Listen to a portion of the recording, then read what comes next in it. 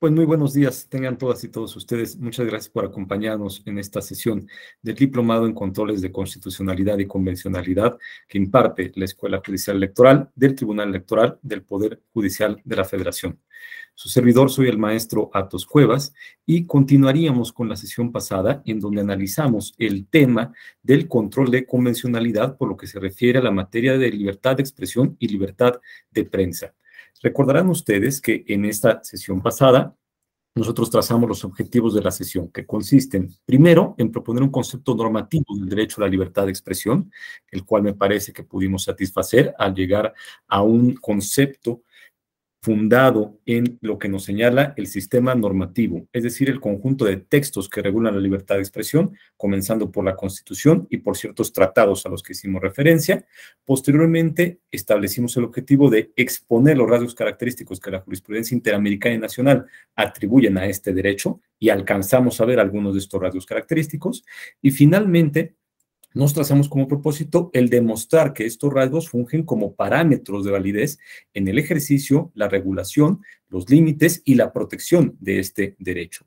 Es decir, estos rasgos que ha definido la jurisprudencia interamericana y la jurisprudencia nacional de la libertad de expresión, la definen y la caracterizan de tal manera que cuando se va a regular o a limitar, se tienen que respetar estos rasgos. Por eso fungen como parámetros. Y si no se respetan estos rasgos, esa limitación o esa regulación deviene inválida, ya sea porque es inconstitucional o porque es inconvencional. O lo más seguro es que sea ambas, porque como ustedes saben, pues la Convención Americana particularmente repite mucha de la protección que ya está estableciendo la Constitución en materia de libertad de expresión y en materia del derecho a la información. Entonces, cuando tenemos una regulación o una limitación que deviene violatoria de la Constitución, lo más probable es que también sea violatoria de la Convención Americana. Y por lo tanto digamos, no se respete el parámetro de validez constitucional, ni tampoco el parámetro de validez convencional. Pues bien, comentábamos entonces que atendimos a estos propósitos y propusimos una definición normativa del derecho a la libertad de expresión que tienen en sus pantallas como la capacidad de la persona para externar y recibir ideas e información y de utilizar los medios de comunicación apropiados para ello dentro de los límites válidamente establecidos por el sistema normativo. Es decir, señalábamos que esta definición tiene los siguientes elementos. Primero, aceptar o más bien reconocer que el derecho a la libertad de expresión está limitado por otros derechos, principios y valores que son igualmente o incluso más valiosos en ciertos casos. Comentábamos que necesariamente tenemos que entender al derecho a la libertad de expresión como un derecho limitado y no como un derecho absoluto, porque si existiera un derecho fundamental absoluto, ya fuera la libertad de expresión, el derecho a la información, el derecho a la salud, etcétera, sería el más importante derecho de todo el sistema normativo y sería absoluto. No habría ninguna forma de poder enfrentarlo, siempre imperaría en todos los casos. Y la realidad es que ni siquiera el derecho a la vida es absoluto.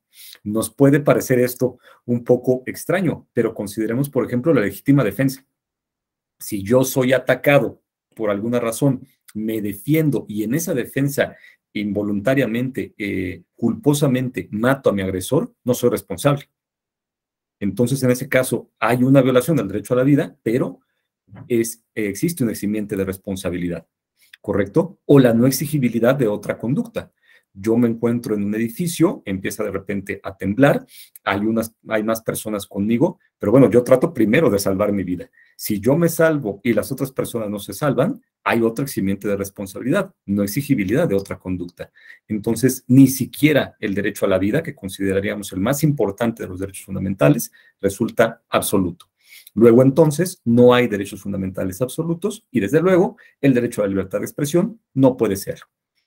Por otra parte, señalábamos que esta definición normativa nos permite identificar que el objeto de la libertad de expresión son todo tipo de ideas e informaciones. Es decir, podemos señalar como conceptos generales que a través del derecho a la libertad de expresión, lo que yo recibo y lo que yo comparto son ideas o informaciones que comprenden pues diversos tipos de manifestaciones y diversos tipos de datos. Distinguíamos, por ejemplo, entre las afirmaciones de hechos, cuando yo afirmo algo que es susceptible de demostración. Hoy es viernes, son las 9:06 de la mañana, ayer no llovió, etcétera. a las opiniones, que son valoraciones subjetivas, como ustedes saben, y que por lo tanto no están sujetas a demostración. Yo considero que Gallos Blancos es el mejor equipo de fútbol, pero lo digo así, sin arrojar ninguna estadística, ningún dato, etcétera, pues simplemente es una opinión. Yo considero que el reparto de vacunas contra el COVID, pues no fue del todo eficiente. Igualmente, no tengo un apoyo, no tengo una información, pero simplemente pues es una opinión que estoy externando. Incluyamos también, por ejemplo, las expresiones artísticas. El cuadro que tengo detrás mío, por ejemplo, pues es una expresión artística y está protegida por el derecho a la libertad de expresión. Comentábamos con uno de nuestros colegas el caso del poeta maldito, Sergio Hernán Witz Rodríguez, y cómo fue condenado a prisión por un poema que él escribió, siendo una expresión artística que en principio debería de estar protegida por el derecho a la libertad de expresión. E incluso los símbolos, comentábamos, por ejemplo, ¿no? Hay símbolos que están protegidos por la libertad de expresión y símbolos que no lo están. Recientemente, por ejemplo, bueno, ya quizás no tan reciente, pero digamos, hace, me parece, 2 años, la Suprema Corte de Justicia de la Nación resolvió un caso muy interesante, que era el de una persona que tenía el tatuaje de una cruz suástica. Esta persona comenzó a laborar en una empresa donde existían trabajadores y personas directivas de la comunidad judía. Entonces, pues llega con este tatuaje de la cruz suástica, la dirección le pide que por favor lo cubra, esta persona se niega y entonces se termina la relación contractual que se tenía con esa persona. Esta persona demanda en primera instancia en un juicio civil, exige un daño moral por considerar que fue discriminada por su tatuaje y obtiene una sentencia favorable. En primera instancia, en apelación, llega el asunto hasta amparo y tiene que llegar hasta la Suprema Corte vía revisión para que la Corte diga, momento, ese no era cualquier tatuaje. O sea, no era las Chivas del Guadalajara, no era Mickey Mouse, no era una calavera. Se trataba de una cruz suástica. Y hace todo un análisis la Suprema Corte de qué significa una cruz suástica en el contexto, además, en que se está utilizando y concluye que es un discurso de odio extremo. ¿Por qué? Pues porque es un símbolo de apoyo al nazismo. Y como ustedes saben, el nazismo es totalmente antidemocrático, dice la misma Corte, porque postula que hay razas superiores a otras. Por lo tanto, es violatorio del principio de igualdad, violatorio del principio de dignidad humana, y esta persona, al utilizar ese tatuaje y demostrarlo conscientemente, lo que estaba haciendo era expresar un discurso de odio. Recordará, maestra Gabriela, que comentábamos, ¿no? El discurso de odio es la expresión más extrema que puede haber, y eso es lo que señala la Corte, precisamente, ¿no? Quien tiene el tatuaje de una cruz suástica en ese sentido, pues aboga por el nazismo. Y como usted sabe, el nazismo postula, ahí sí, la eliminación de cualquier persona que no pertenezca a una raza superior. Entonces, de ese grado es el discurso de odio, ¿no? La expresión ilícita más extrema que puede usted imaginar. Entonces, pues se trata de un símbolo, pero que ya no está protegido por la libertad de expresión. Analizando también esta definición normativa, señalábamos pues que incluye el derecho al acceso al uso de los medios de comunicación. Decíamos, hay una vinculación natural entre el derecho a expresarse y el derecho a divulgar esa expresión. De nada serviría, yo insisto, que en este momento estuviera yo expresándome, estuviera yo platicando, si de repente pues me apagan la computadora o me sacan de la sesión. Yo puedo hablar como loco todo lo que quiera, pero si no tengo una comunicación con ustedes y una retroalimentación, pues realmente el derecho a la libertad de expresión no sería satisfecho. E incluso comentábamos, hay un sector de la doctrina, de la literatura, que habla de un derecho a la pluralidad de medios de comunicación. No tener un solo periódico, una sola estación de radio, etcétera, etcétera, sino tener varios. Consideremos por un momento, colegas, la implicación de esto también en el sector de las telecomunicaciones. Si tuviéramos un solo proveedor de Internet, que es una situación que a veces ocurre en ciertas entidades y en ciertas comunidades, pues la verdad es que también ahí podríamos posiblemente estar analizando una violación al derecho a la libertad de expresión y la libertad de información, porque yo solamente tendría una sola compañía que me provee de acceso a ese medio de comunicación. Al contrario, pues tiene que existir pluralismo, tiene que existir mayor competencia, tiene que existir la mayor capacidad posible de acceder a fuentes de información. ¿Para qué? Pues para que yo pueda conocerlas, contrastarlas y formarme mi propia opinión. Si el único periódico que yo pudiera leer pues fuera La Jornada o fuera Regeneración, pues tendría yo una versión muy parcial de la realidad. Necesito poder acceder a todas las fuentes que yo quiera para poder contrastar y entonces formar mi juicio. Esto que le llamábamos la opinión pública libre, y señalábamos como una característica que la formación de esta opinión pública libre es una piedra angular de la libertad de expresión, según la Corte Interamericana. Y finalmente, señalábamos que el concepto normativo de la libertad de expresión que les propongo, pues implica prever que sus límites deben de ser válidos. Es decir, señalábamos, indudablemente tenemos que reconocer que el derecho a la libertad de expresión es limitado, no puede ser absoluto, maestro Víctor, y ayer señalábamos por qué. Pero esos límites tienen que ser válidos, es decir, tienen que ajustarse a los rasgos característicos que derivan de la propia Constitución y de la Convención Americana. En la medida en que esos límites no son válidos, deben de ser inaplicados, no deben de utilizarse y no deben de restringir el derecho a la libertad de expresión, ¿no? Imaginemos, por ejemplo, una restricción para poder realizar caricaturas políticas. Bueno, pues Calderón, el Fisgón y todos esos moneros se morirían de hambre, pero habría sin duda pues una violación del derecho a la libertad de expresión porque se estaría prohibiendo un tipo específico de manifestación. Consideremos también que se nos dijera, bueno, en ningún caso puede una persona a través de sus redes sociales difundir críticas a un gobernante o a una gobernante. Pues sería también un límite totalmente indebido a la libertad de expresión. ¿Por qué? Porque pues nos estaríamos encontrando con que hay un tema que no se podría comentar a través de una herramienta de difusión como las redes sociales. Entonces, pues insisto, eso no sería un límite válido. Estaríamos frente a un límite inválido y tendríamos la necesidad de inaplicarlo, de no considerarlo. ¿Correcto? Pues bien, una vez que hemos recordado esta definición normativa, únicamente también recordar que señalábamos cuál sería entonces la función del derecho a la información. Si decimos que el derecho a la libertad de expresión comprende el difundir y recibir información e ideas, ¿de qué nos sirve ese derecho a la información?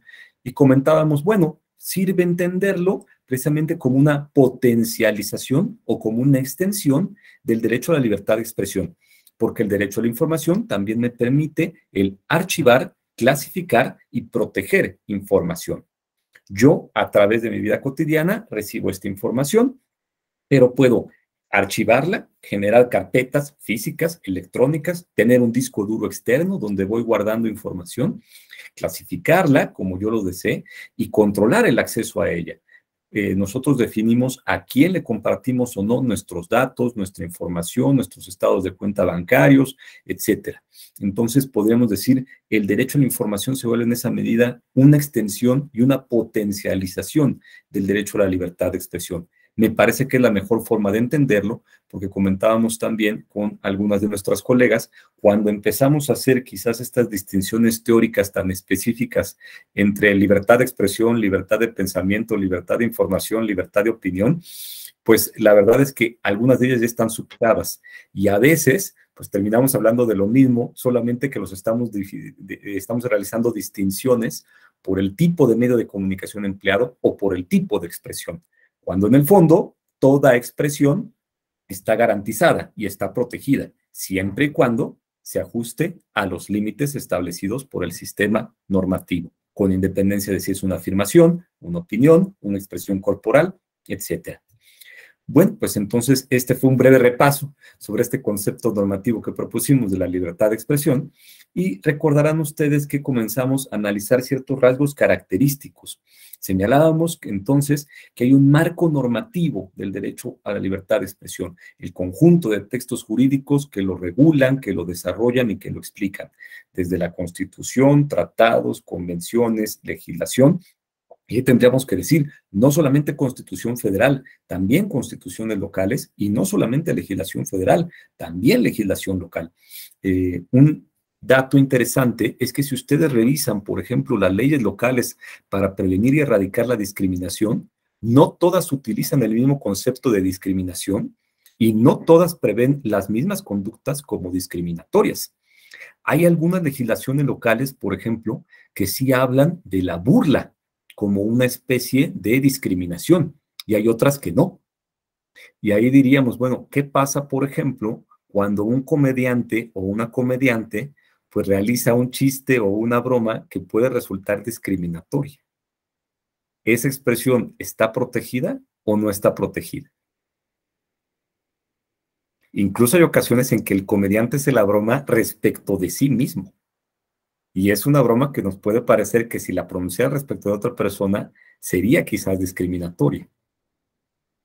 Entonces, la verdad es que no es tan sencillo como señalar que hay un parámetro muy claro y muy exacto de qué está o no está prohibido. Muchas veces tenemos que atender al caso.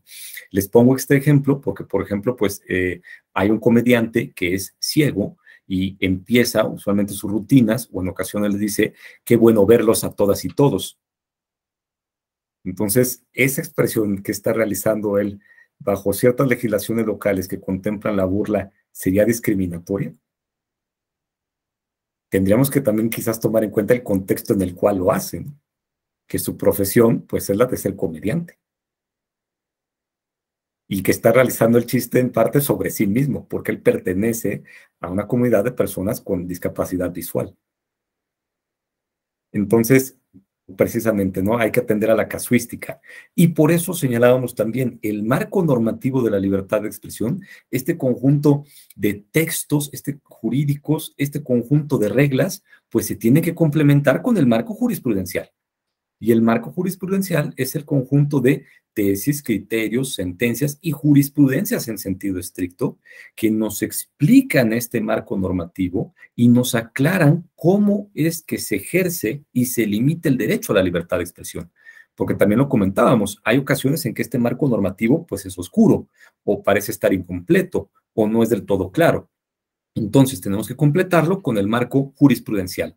Y es a partir del análisis de este marco jurisprudencial que encontramos las características o rasgos distintivos del derecho a la libertad de expresión. Decíamos uno de ellos, o el primero de ellos, pues la doble dimensión en su ejercicio, individual y colectiva. Dimensión individual, que es el ejercicio de la facultad de manifestarse, yo la estoy realizando en este momento, y dimensión colectiva o social, el derecho que tiene la sociedad, el derecho que tienen las demás personas a escucharme, a conocer qué es lo que yo estoy expresando. Y planteábamos como un ejemplo el caso Olmedo Bustos contra Chile. Recordarán ustedes este caso de la última tentación de Cristo, cómo es que la Corte Interamericana de Derechos Humanos consideró que era inconvencional la medida que le permitía al Estado chileno censurar películas. Y en el caso específico de esta película de la última tentación de Cristo, pues señaló que cuando se censuró, no solamente se vulneró el derecho a la libertad de expresión de los artistas, de los productores, de los comerciantes, de las personas que querían difundir la película, sino también de aquel sector social que quería ver la película, que tenía derecho a conocerla y que al final, pues lo procedente era que se exhibiera la película y quien quisiera la viera y quien no, no, ejerciendo precisamente esta protección de la doble dimensión, que resulta sumamente relevante. Decíamos entonces, cuando hay una expresión, no solamente hay que considerar a la persona que se está expresando, hay que considerar también el auditorio que recibe esa expresión. Por lo tanto, cuando hay un acto de censura, es muy común que se afecte tanto la dimensión individual como la dimensión colectiva o social. Si se cierra un periódico, si se cierra una estación de radio, si se cancela un programa de televisión, no solamente se afecta a las personas que participan activamente en él y que se expresan, se afecta también a la audiencia que deja de recibir esas manifestaciones y esa expresión. Este fue un primer rasgo característico y después nos pronunciamos sobre el rasgo consistente en que la libertad de expresión es un elemento indispensable de la democracia, según estableció la Corte en los casos Kimmel contra Argentina y Palamara Iribarne contra Chile. ¿Por qué? Porque, dice la Corte, la libertad de expresión precisamente contribuye a formar esta opinión pública libre, este libre debate. Y este libre debate permite este intercambio de ideas que a su vez faculta a la sociedad para estar informada y para que pueda decidir. Ya lo comentábamos, si solamente recibiéramos un punto de vista, si solamente recibiéramos una perspectiva, pues la verdad es que nuestra visión sería muy pobre. Al contrario, necesitamos diversos puntos de vista, diversas perspectivas, diversa información para poder contrastarla, formar nuestra opinión y entonces determinar por qué lado nos inclinamos, sobre todo en los temas de interés público. Maestra Juana, ¿está usted a favor o está usted en contra del Tren Maya? O a lo mejor dice usted, bueno, en ciertos aspectos estoy a favor, pero también hay que tomar en cuenta otros. Que se construya el tren, pero bueno, que no le pase encima a la casa de nadie, ¿no?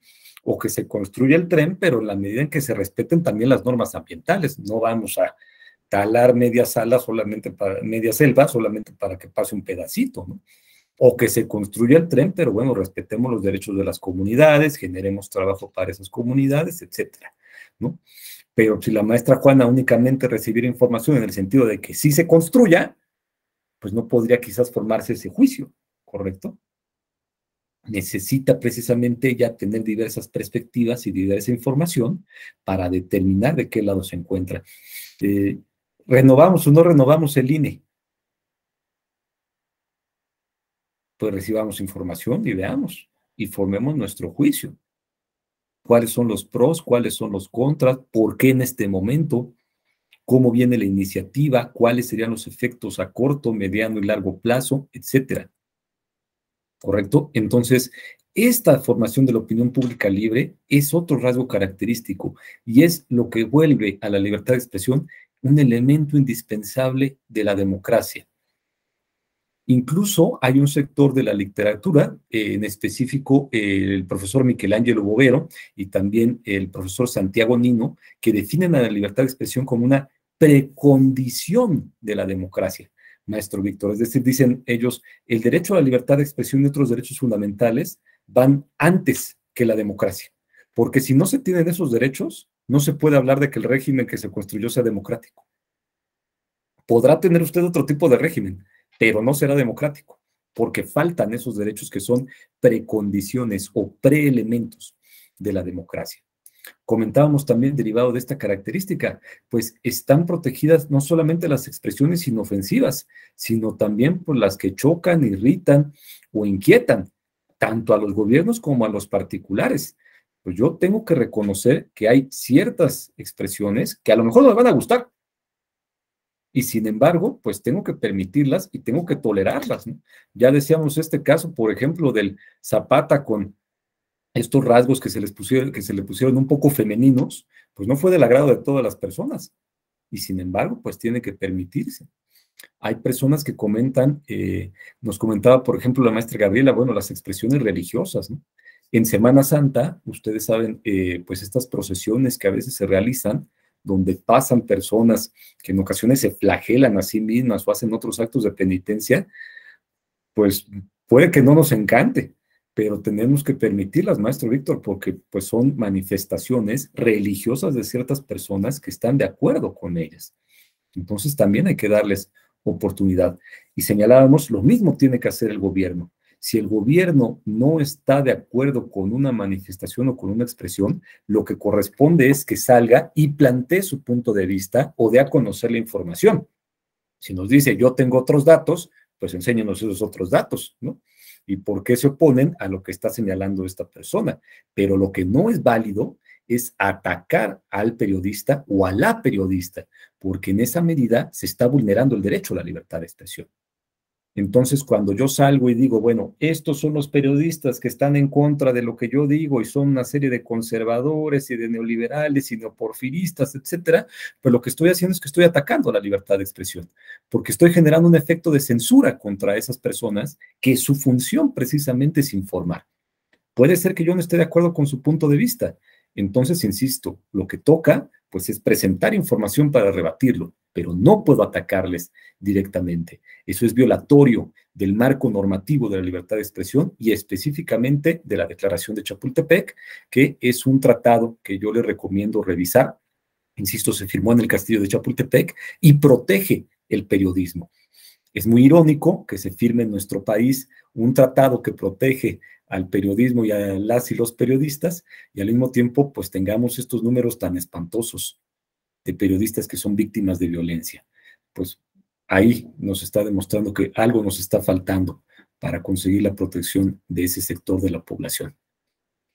Señalábamos también esta característica. El Tribunal Electoral indica, pues la libertad de expresión implica aceptar el pluralismo, la apertura y la tolerancia. Otra vez, ¿no? Van a haber expresiones más en política con las cuales yo no voy a estar de acuerdo, maestro Víctor. Ahora que se está discutiendo el tema de la reforma del INE y el presupuesto, que coincidieron las dos, pues vean el tipo de expresiones que se han dado, ¿no? Al Manuel Bartlett vi que le entregaron un dinosaurio de peluche, ayer hicieron unos aviones de papel a algunas diputadas y diputados y los volaron para decir que había más vuelos ahí que en todo el aeropuerto Felipe Ángeles. Expresiones bastante contrastantes, maestra Juana, bastante irritantes, y sin embargo se tienen que tolerar más al interior de la Cámara de Diputados, ¿no? Tiene que existir este pluralismo y esta apertura. Y por todo ello señalábamos, pues la Corte Interamericana dice, la libertad de expresión es una piedra angular de la democracia. Si quitamos la libertad de expresión, insisto, señalan el profesor Michelangelo Bovero, el doctor también, el doctor Ferrajoli también lo sostiene en su teoría del garantismo. La libertad de expresión es una precondición de la democracia. Sin ella no puede existir el régimen democrático. Y después planteábamos que la libertad de expresión tiene precisamente una especial protección en el ámbito político, derivado del caso Ricardo Panese contra Paraguay.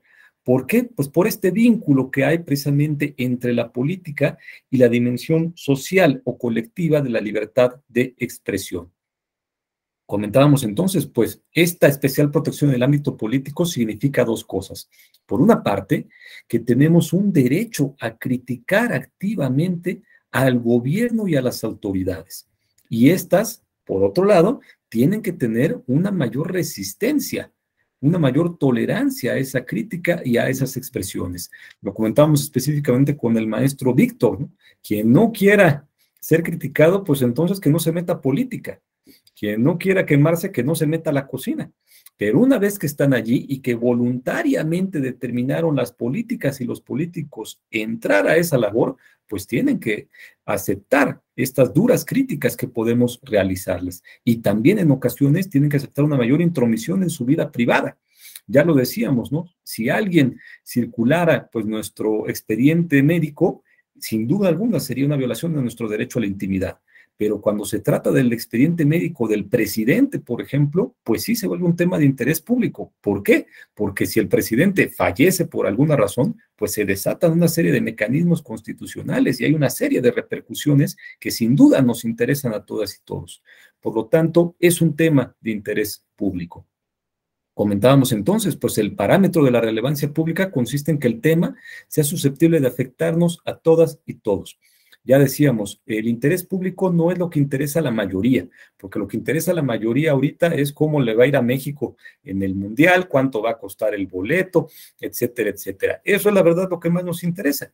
El interés público es aquellos temas, aquellas circunstancias que nos pueden afectar a todas y todos. Comentábamos por los impuestos, la seguridad nacional, la defensa nacional, sin duda alguna este tema del INE, porque interviene en el aspecto político electoral, las reformas constitucionales, si hay o no una militarización, esos son los temas de interés público.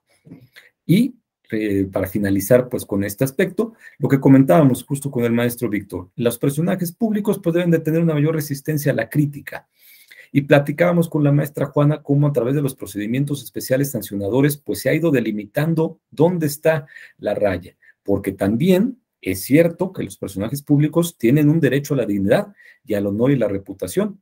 Por más que sea el presidente, por más que sea el jefe de gobierno, el canciller, etcétera, yo no puedo insultarles abiertamente o amenazarlos, ¿no?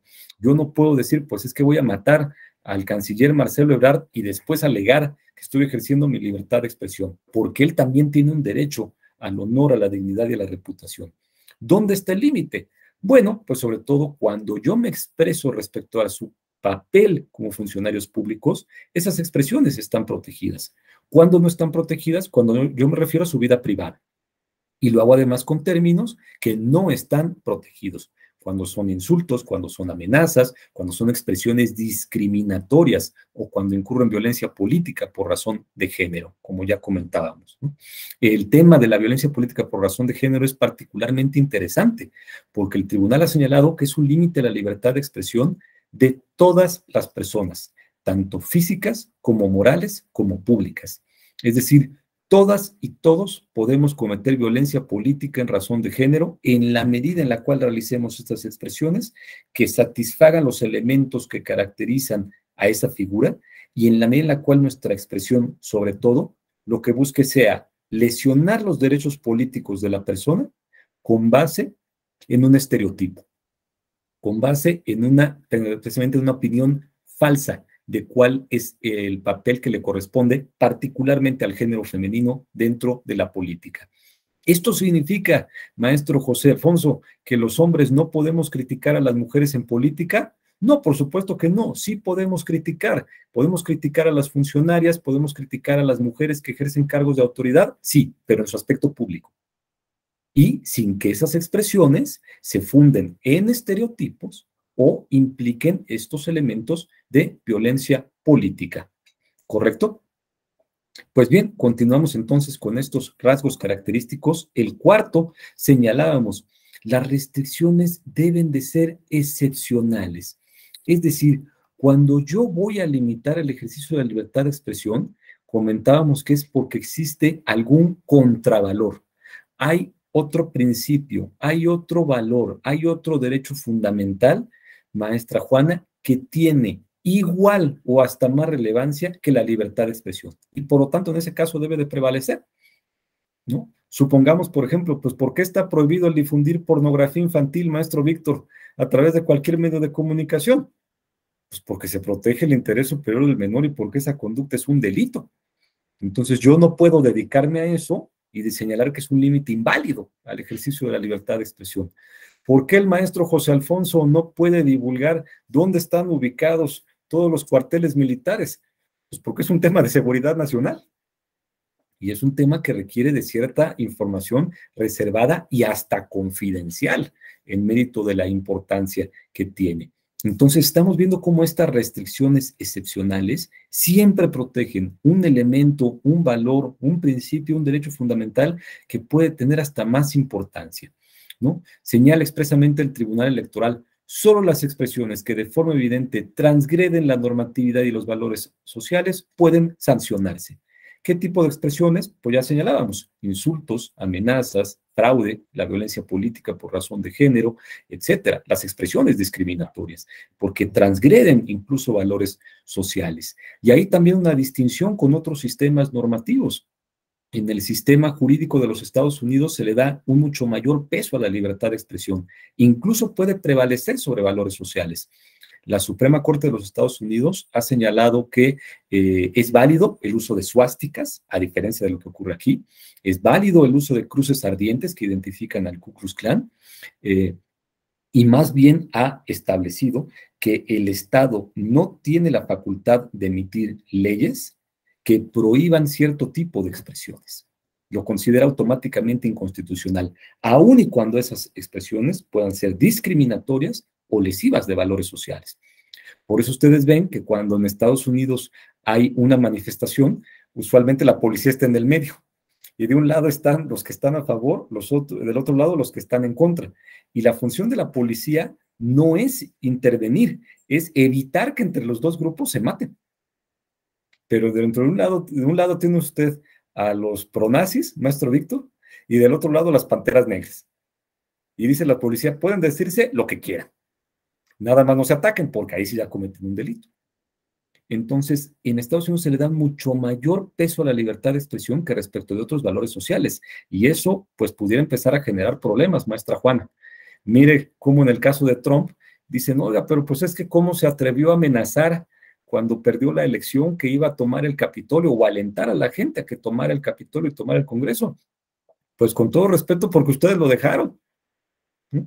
Era una persona que empezó con manifestaciones totalmente falsas y discriminatorias respecto a migrantes, respecto a personas con discapacidad, respecto a cualquier grupo que él considerara contrario a él. Es una persona que continuamente difundió información falsa, etcétera, etcétera, y nunca lo detuvieron. Entonces, pues tuvo que llegar hasta ese extremo para que le cerraran la cuenta de Twitter, ni siquiera permanentemente, por un tiempo. Entonces ya estamos viendo que quizás el darle demasiado peso a la libertad de expresión tampoco es lo mejor.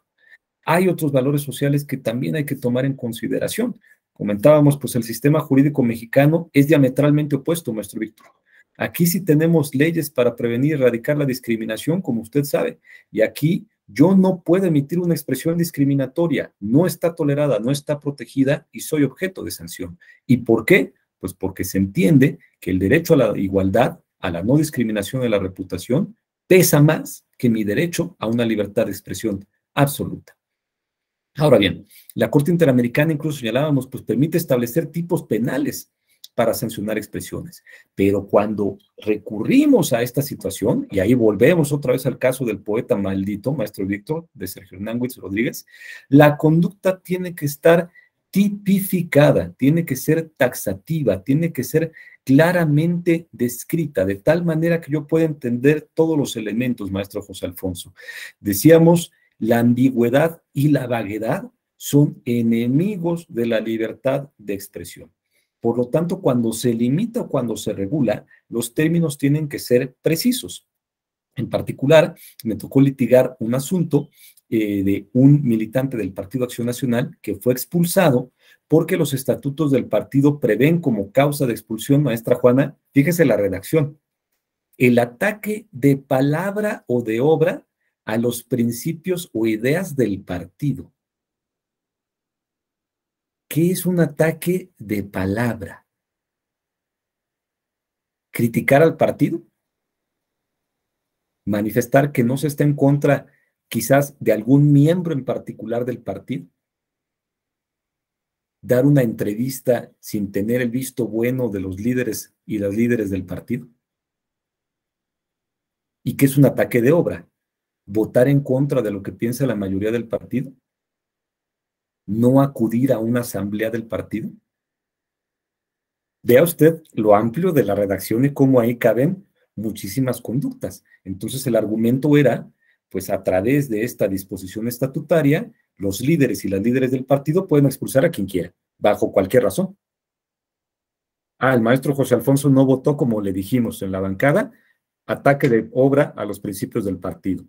Uy, el maestro Víctor acaba de criticar lo que dijo el líder del partido, ataque de palabra a los principios del partido. Y así, de tal manera que era un mecanismo para tener un control sobre la militancia del partido. El Tribunal Electoral consideró que esa redacción era inconstitucional e inconvencional por estos términos tan ambiguos que tenía. Entonces, precisamente la limitación a la libertad de expresión debe de ser opuesta. La conducta tiene que ser clara, con todos los elementos debidamente tipificados. Por lo tanto, con eso concluimos, las restricciones vagas o ambiguas pueden declararse inválidas vía control de convencionalidad, el ataque de palabra o una expresión inmoral, maestro Víctor. Muchas veces estas legislaciones municipales, ¿no? Estos bandos municipales que dicen, es que la policía lo detuvo por realizar expresiones inmorales. Pues, ¿qué hizo? En particular, un profesor que me tocó en la maestría defiende a un grupo ciclista que todos los años organizan una marcha ciclista desnuda en Michoacán. Son un grupo de ciclistas que desean expresarse en el sentido de concientizar a la población sobre lo frágiles que son sus cuerpos, que uno debe de respetarlos, sobre todo cuando va manejando. Entonces ellos se ponen de acuerdo, van a una glorieta y andan en bicicleta totalmente desnudos, maestro José Alfonso, unos cuantos kilómetros, y se colocan pancartas diciendo así de frágil soy, por favor ten cuidado cuando manejes, por favor respétanos, etcétera, etcétera. Invariablemente todos los años los detiene la policía y los lleva a los separos. Invariablemente todos los años el profesor ya tiene listo el amparo para que los liberen de inmediato, señalando que pues precisamente esa tipificación como una expresión inmoral es ambigua y que ese acto que puede parecerle inmoral a la policía resulta significativo para los miembros de ese colectivo ciclista y es una forma de manifestarse, donde además están hablando de un tema de interés público, ¿correcto? Entonces, pues justamente tengamos cuidado con estas expresiones vagas o ambiguas cuando limitan un derecho fundamental. Por otra parte, un quinto rasgo, está prohibido invocar el orden público y el bien común para suprimir el ejercicio de la libertad de expresión, según estableció la Corte Interamericana en la opinión consultiva 585, la colegiación obligatoria de periodísticas. Es decir, la Corte Interamericana dice, el orden público tiene que entenderse dentro del concepto de la democracia y por eso reclama que se tiene que garantizar la mayor posibilidad de circular noticias, ideas e informaciones. Es decir, la libertad de expresión es precisamente buena para el orden público, es favorable a que exista un orden público. Ahora, reconoce la propia Corte, la Convención Americana se refiere al bien común como una restricción legítima de derechos. ¿Sí? La Convención Americana dice, los derechos pueden ser restringidos por el bien común. Claro, pero ese concepto hay que interpretarlo precisamente en el contexto de una sociedad democrática, no de cualquier tipo de sociedad. Y hay que considerar el objeto y el fin de la convención. Es decir, cuando se impone una restricción por el bien común, maestro Víctor, verdaderamente se tiene que demostrar que es para el bien común dentro de un sistema que usted considere democrático y considerando el objeto y fin de la convención. ¿Correcto? Por favor, usted mismo. Gracias, buen día, profesor. En efecto, la colegiación obligatoria fue un tema muy sonado hace unos años cuando pretendían colegiar de manera obligatoria a los abogados. También. Entonces, por ahí andaba promocionando mucho, no recuerdo si José Martí, entre otras personalidades públicas, sobre que tenía que ser obligatorio que los profesionistas en derecho que ejercíamos la profesión, valga la redundancia, teníamos que obligarnos a colegiarnos, ¿no? Entonces, esta opinión consultiva del sistema interamericano, pues sí fue muy visto porque estamos hablando del año 1985, cuando, si no mal recuerdo, quien lo pidió fue el mismo Costa Rica a la Corte, ¿no? Entonces, al final de cuentas, se les paró el tren porque, pues, hay muchos colegios que exigen ciertos requisitos, pero también en ese aspecto hay muchos profesionistas que no se encuentran incorporados a un colegio y de esa manera se les negaría su derecho, ¿no? Al trabajo, a su profesión, como lo marca la propia Constitución. Entonces, sí, esta opinión consultiva sí fue muy concurrida. No recuerdo si fue hace como unos 6 años, más o menos, 7, donde precisamente pretendían ejercer esta situación, ¿no? Muchas gracias, maestro Víctor. Sí, en efecto, yo ahí haría una distinción y le comentaría. En principio, yo sí estoy a favor de la colegiación de abogadas y abogados, pero con ciertos matices, ¿no? Precisamente. ¿Por qué? Porque me parece que si bien ya estudiamos una carrera y obtenemos la acreditación de haber cumplido con todos los requisitos académicos cuando tenemos nuestra cédula profesional, sí considero que es muy importante que exista algún órgano que nos esté vigilando en el ejercicio de esa profesión, sobre todo para aspectos éticos, más allá de lo que indica la ley. Porque como usted sabe, la Ley General de Profesiones es de 1970 y la verdad es que nunca se ha ni reformado, ni actualizado, ni modificado, ni etcétera, ¿no?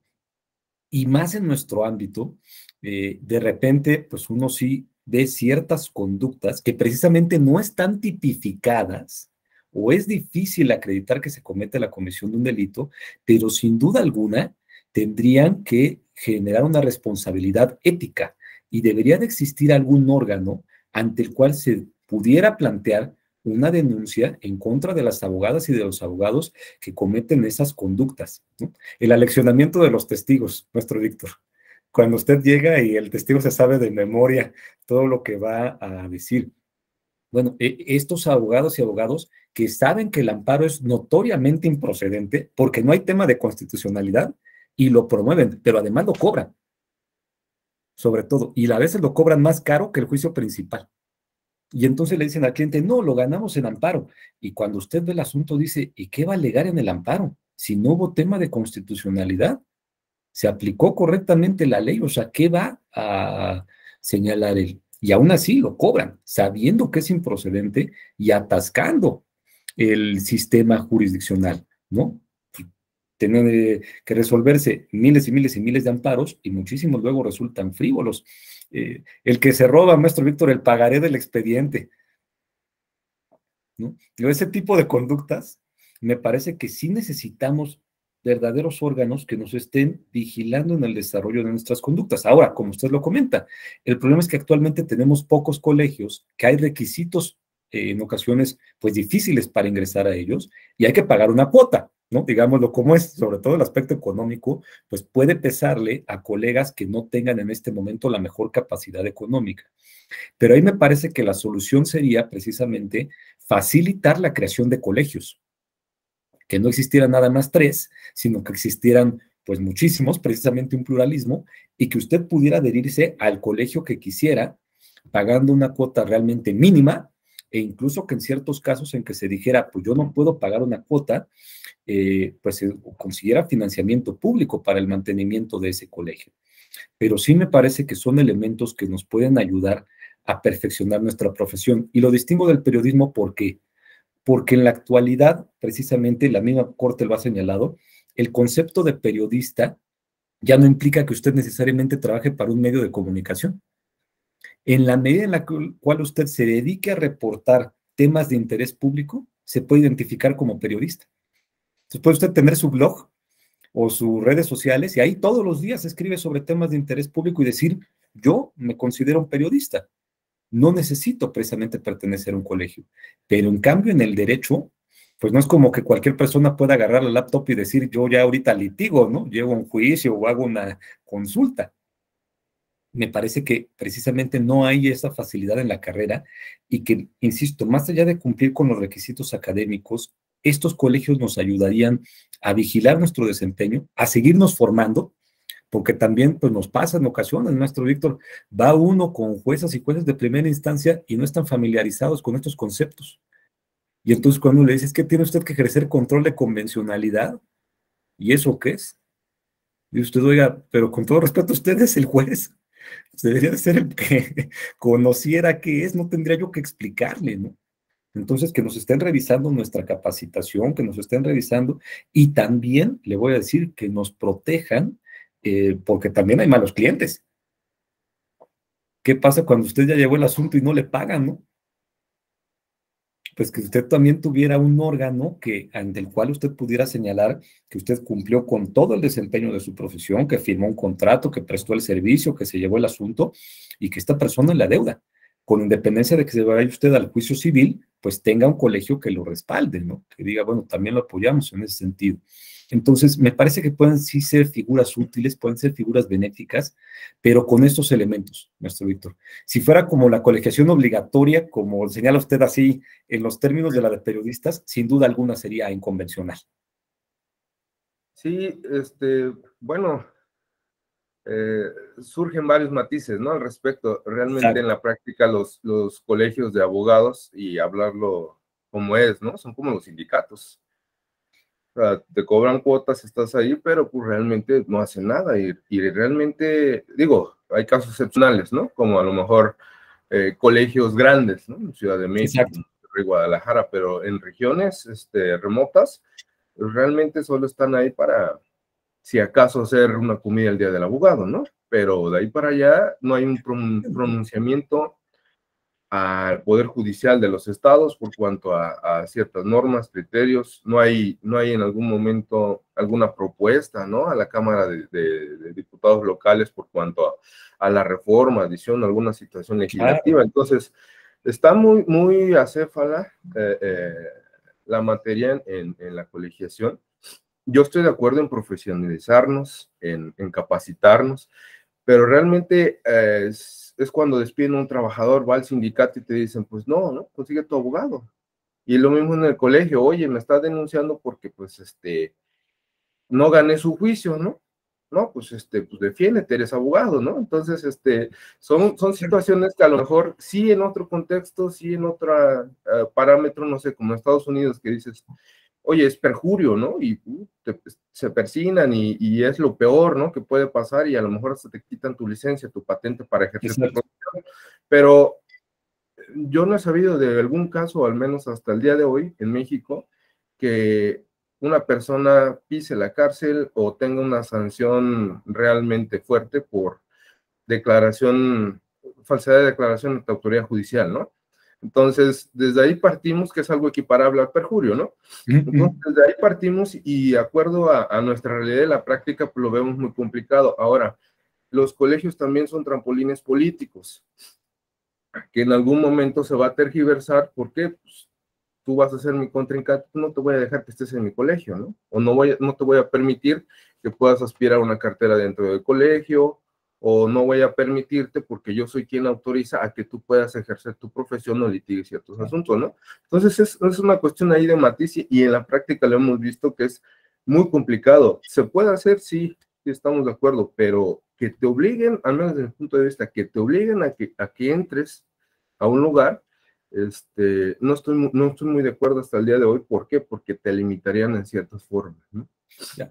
Sí, le comento, y me parece que tiene toda la razón. O sea, sí, primero tenemos que construir como todo el aparato, todos los distintos colegios, garantizar elementos al interior de ellos, democracia incluso al interior de ellos, ¿no? Que el presidente del colegio no se quede 10 años siendo el mismo, pues que tengan estatutos, que exista rotación, etcétera, que existan varios, como le comento, ¿no? El pluralismo.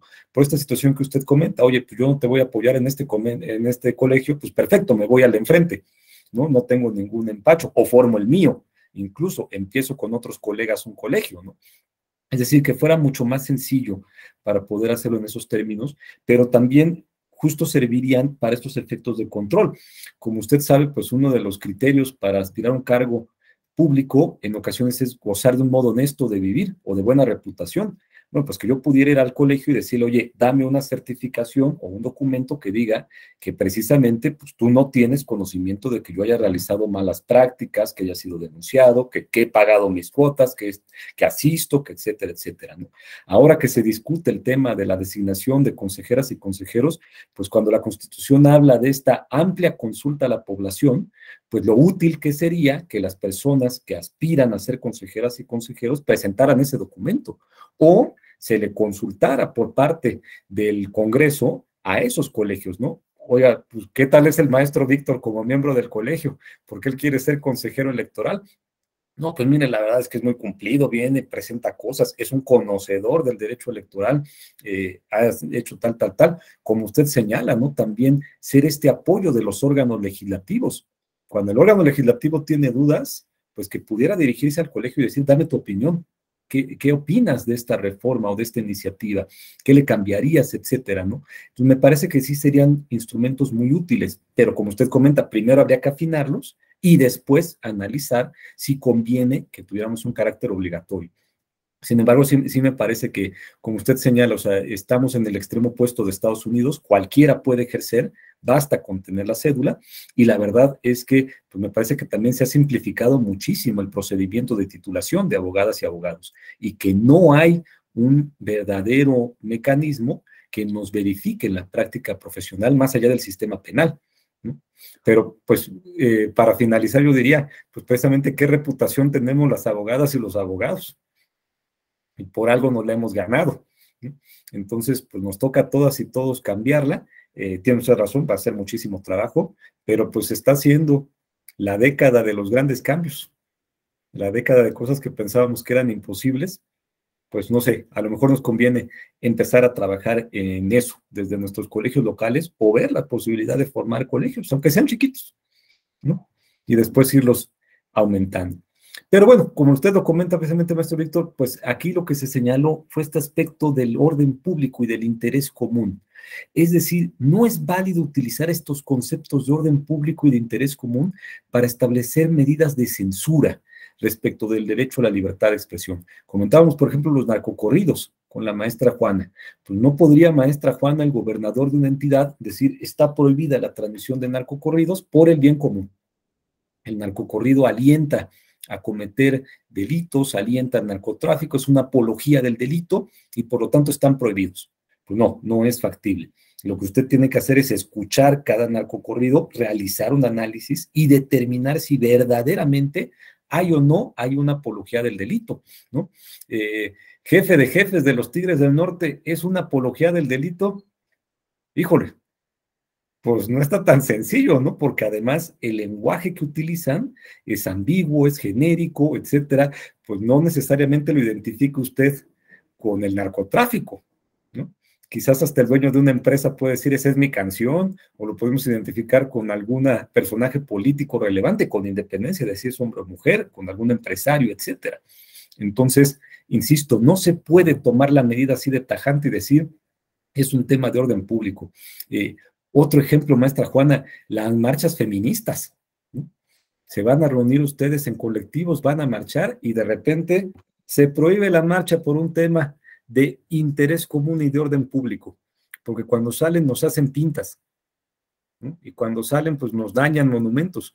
Pues no se puede establecer un acto de censura así a la libertad de expresión y la libertad de asociación. Pues en todo caso, monitorea usted la marcha y si una persona realiza un daño, pues esa persona sí debe de ser detenida porque ya cometió un delito, pero no se puede detener la totalidad de la marcha. O bajarle el switch a Facebook, ¿no?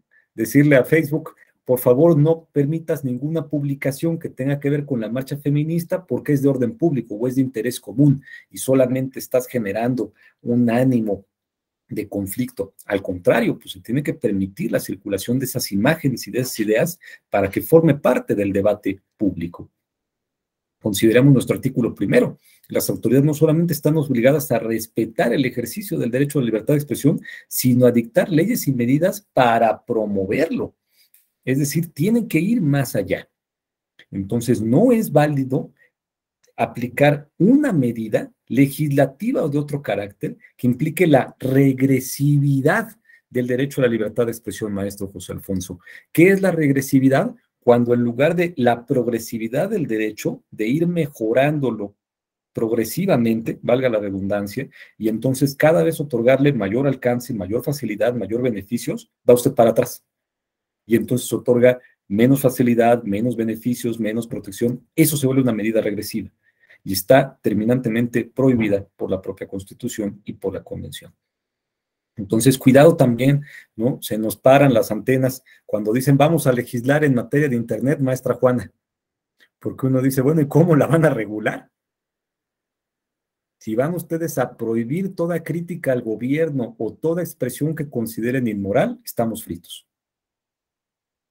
Tienen al contrario que partir de estos rasgos, y un rasgo característico, insisto, es que está prohibido invocar el orden público y el bien común para suprimir el ejercicio de la libertad de expresión.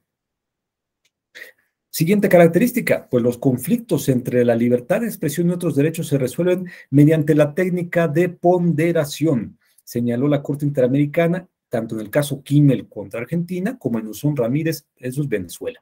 Es decir, ya decíamos, la libertad de expresión no puede ser un derecho absoluto. ¿Por qué? Porque convive e interactúa con otros derechos, principios, valores, elementos.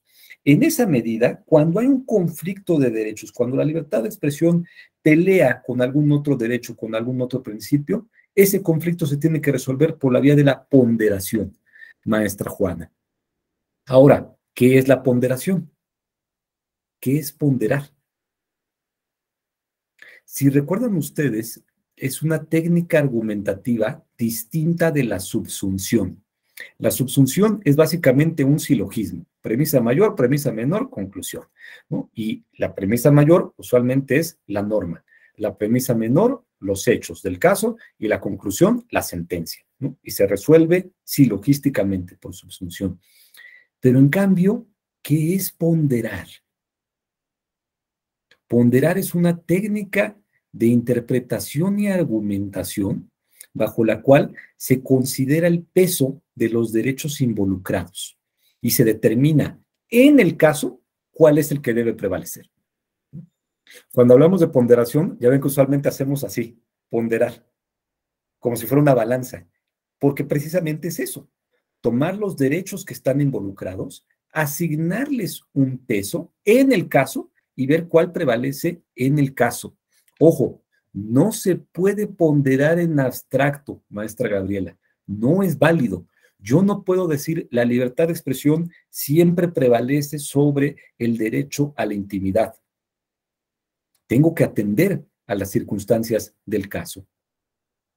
Esa es la ponderación. Significa precisamente asignar un peso a los derechos en juego según las características del caso y determinar cuál prevalece y por qué.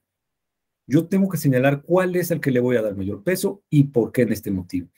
Y esto, pues, nos permite distinguir aquellas expresiones que son claramente violatorias, maestra Juana, el discurso de odio, la violencia política de género, las expresiones discriminatorias, los insultos, las amenazas, etcétera, de otras que están permitidas. Las críticas fuertes, las parodias, ¿no? Las caricaturas, decíamos que a veces son duras, ¿no? Incluso los juicios sobre el desempeño de los gobernantes, este tipo de opiniones. En materia electoral, pues un límite que tenemos son las expresiones calumniosas, como ustedes saben. Yo puedo expresarme a través de la propaganda política o electoral, pero no puedo incurrir en calumnia electoral. ¿Qué es calumnia electoral? Es una figura distinta de la calumnia penal, porque la calumnia penal significa imputar a una persona falsamente la comisión de un delito. La calumnia electoral, como sabe la maestra Juana, que es experta, es imputarle a una persona o a un grupo hechos falsos, con independencia de si son o no constitutivos de delito. Usualmente lo que se imputa es un delito, pero no necesariamente tiene que ser. Es decir, es cuando yo digo que la maestra Juana no debe de ser candidata porque es falso que sea abogada, que nunca obtuvo su cédula. Y agarra a la maestra Juana y me saca su cédula en ese momento y me dice, aquí la tengo. Y llevo tantos años ejerciendo y este es mi título y hasta tengo una especialidad, etcétera, etcétera, etcétera. Esa expresión que yo hice como propaganda política o electoral, señalando que la maestra Juana no era abogada, se vuelve calumniosa y por lo tanto está prohibida y es sancionable. Entonces, ¿cómo voy a determinar en el caso concreto si se actualiza o no? Pues analizando los elementos del caso. Para resolver o para aclarar este tema, es muy interesante, por ejemplo, el caso Paquirri. No ocurrió aquí en México, sino en España. No sé si alguna o alguno está familiarizado con este caso. Bueno, el caso Paquirri, maestro José Alfonso, es de un torero. Paquirri es un torero y está toreando. Está en la plaza de toros, se encuentra toreando y de repente lo corna el toro. Entonces, pues se detiene la corrida, lo llevan a la enfermería y la herida es grave. Están tratando de controlarla, están tratando de que no se desangre, pero empieza a entrar él en estado pues, de shock, empieza a preguntar por su esposa, empieza a agonizar realmente. Y en ese momento, cuando está en la enfermería, maestra Juana, y está agonizando, entran los medios de comunicación y comienzan a tomarle fotografías y video. La viuda entonces promueve un recurso por el cual pide que no se publiquen ni las fotografías ni el video de la muerte de Paquirri, alegando pues que se trata de sus últimos momentos. ¿A quién le damos la razón, maestra Juana? ¿A los periodistas y prevalece el derecho a la libertad de expresión y el derecho a la información? ¿O a la viuda y la familia de Paquirri? Y prevalece el derecho a la dignidad y el derecho a la intimidad. ¿Quién gana? Vamos a ponderar. ¿Qué es lo que dicen los periodistas? Primero, debe prevalecer el derecho a la libertad de expresión y el derecho a la información. ¿Por qué? Dicen, en primer lugar, el maestro Alan nos dice el derecho a la intimidad, pero vamos a hacer el ejercicio para ver si coincidimos con el maestro Alan. En primer lugar, maestro Alan, dicen los periodistas, Paquirri era un torero, por lo tanto un personaje público. Segundo, estaba toreando en la plaza de toros y quería que la gente lo viera. Estábamos transmitiendo la corrida y nosotros estábamos ahí para tomarle fotos, cámara, etcétera. Entonces, es un personaje público que está ejerciendo su trabajo, que es público, en un lugar público. Y finalmente, pues Paquirri era famoso por ser un personaje público. Entonces, el público tiene derecho a conocer que murió Paquirri y cómo murió. Por lo tanto, debe prevalecer la libertad de expresión, el derecho a la información y debemos de poder sacar las imágenes. Ese es el argumento de los medios. Argumentos de la viuda y de la familia. Paquirri es cierto que es un personaje público, sí, pero no todos los aspectos de un personaje público son públicos, ya lo comentábamos, ¿no? No por ser un personaje público pierden el derecho a la intimidad. Entonces, hay pocos momentos tan íntimos, me parece, como el momento en el que uno está agonizando y está a punto de morir. Debe de haber pocos momentos tan íntimos, tan personales. Entonces, ok, Paquirri era un personaje público, pero estamos en un momento de intimidad. Segundo, sin duda alguna, la corrida se estaba transmitiendo y era un acto público, pero en el momento en que lo corna el toro y él entra a la enfermería, pues está en un espacio más privado, ¿no? Donde no cualquiera puede entrar. Además, él estaba atendiendo médicamente para salvarle la vida. Es un espacio más reservado. Y el argumento con el cual matan. ¿Es posible informar sobre la muerte de Paquirri sin tener que utilizar el video y las fotografías? No tiene que ser precisamente como periódico de nota roja. Se comenta, ¿pueden ustedes los medios dar a conocer la noticia sin tener que recurrir a esos elementos? Y en esa medida también, pues respetan el derecho a la dignidad de la familia del difunto. Finalmente, se concede el recurso, como lo señala el maestro Alan, se considera que prevalece el derecho a la intimidad y se le dice a los medios, pueden ustedes informar la noticia de la muerte, pero no pueden publicar ni las fotografías ni el video, porque se debe de respetar el derecho a la intimidad y el derecho al luto de la familia. ¿Correcto? Entonces vean cómo tuvimos que ponderar para llegar a la conclusión aplicable al caso. Sí, maestra Juana, por favor. Bueno, de hecho eso pasaba también en las morgues, ¿no? Cuando algún personaje público llegaba y querían fotografías de cómo se encontraba el cuerpo, cómo había sucedido después del accidente, cómo se encontraban. Por eso es que luego se promulgó la ley Ingrid para evitar este tipo de problemas. Sí, como usted comenta, llegaban los periodistas de Nota Roja y quiero la fotografía, ¿no? O quiero el video. Y muchas veces cuando llegan a los accidentes y empiezan a tomar fotografías, se les dice, bueno, señores, pero además están de paso contaminando la escena cuando hay un crimen. Entonces, pueden ustedes informar la noticia sin tener que recurrir a esos aspectos, pero tenemos que analizarlo caso a caso.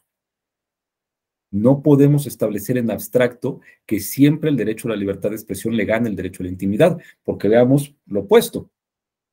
¿Qué pasa, por ejemplo, cuando se filtran noticias de un personaje público que a través de su cuenta de WhatsApp comete, por ejemplo, cohecho, recibe dinero a cambio de actos y cae en corrupción?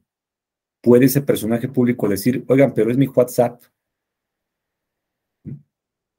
Por lo tanto, recae en esfera de lo íntimo y hacer valer su derecho a la intimidad. Claro, para la investigación penal tendría que existir una orden, tendría que existir una verificación, etcétera, etcétera. Pero para difundir la noticia, ¿se satisface el estándar de real malicia? Sí, maestra Juana. Bueno, creo que es bien sabido por los medios nacionales que en Campeche hay el martes de jaguar, y lo que usted está diciendo, efectivamente sucede aquí, ¿no? Se publican los WhatsApp de dos personajes o más personajes haciendo pública esa plática que han tenido entre ellos y, exacto, ahí se tendría que ver cuál es la finalidad, cuál es el impacto, la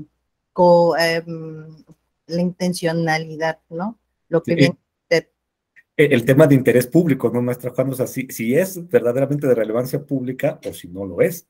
Pues si la persona, digamos, en su aspecto íntimo es infiel con su pareja, pues a mí con todo respeto que me importa, ¿no?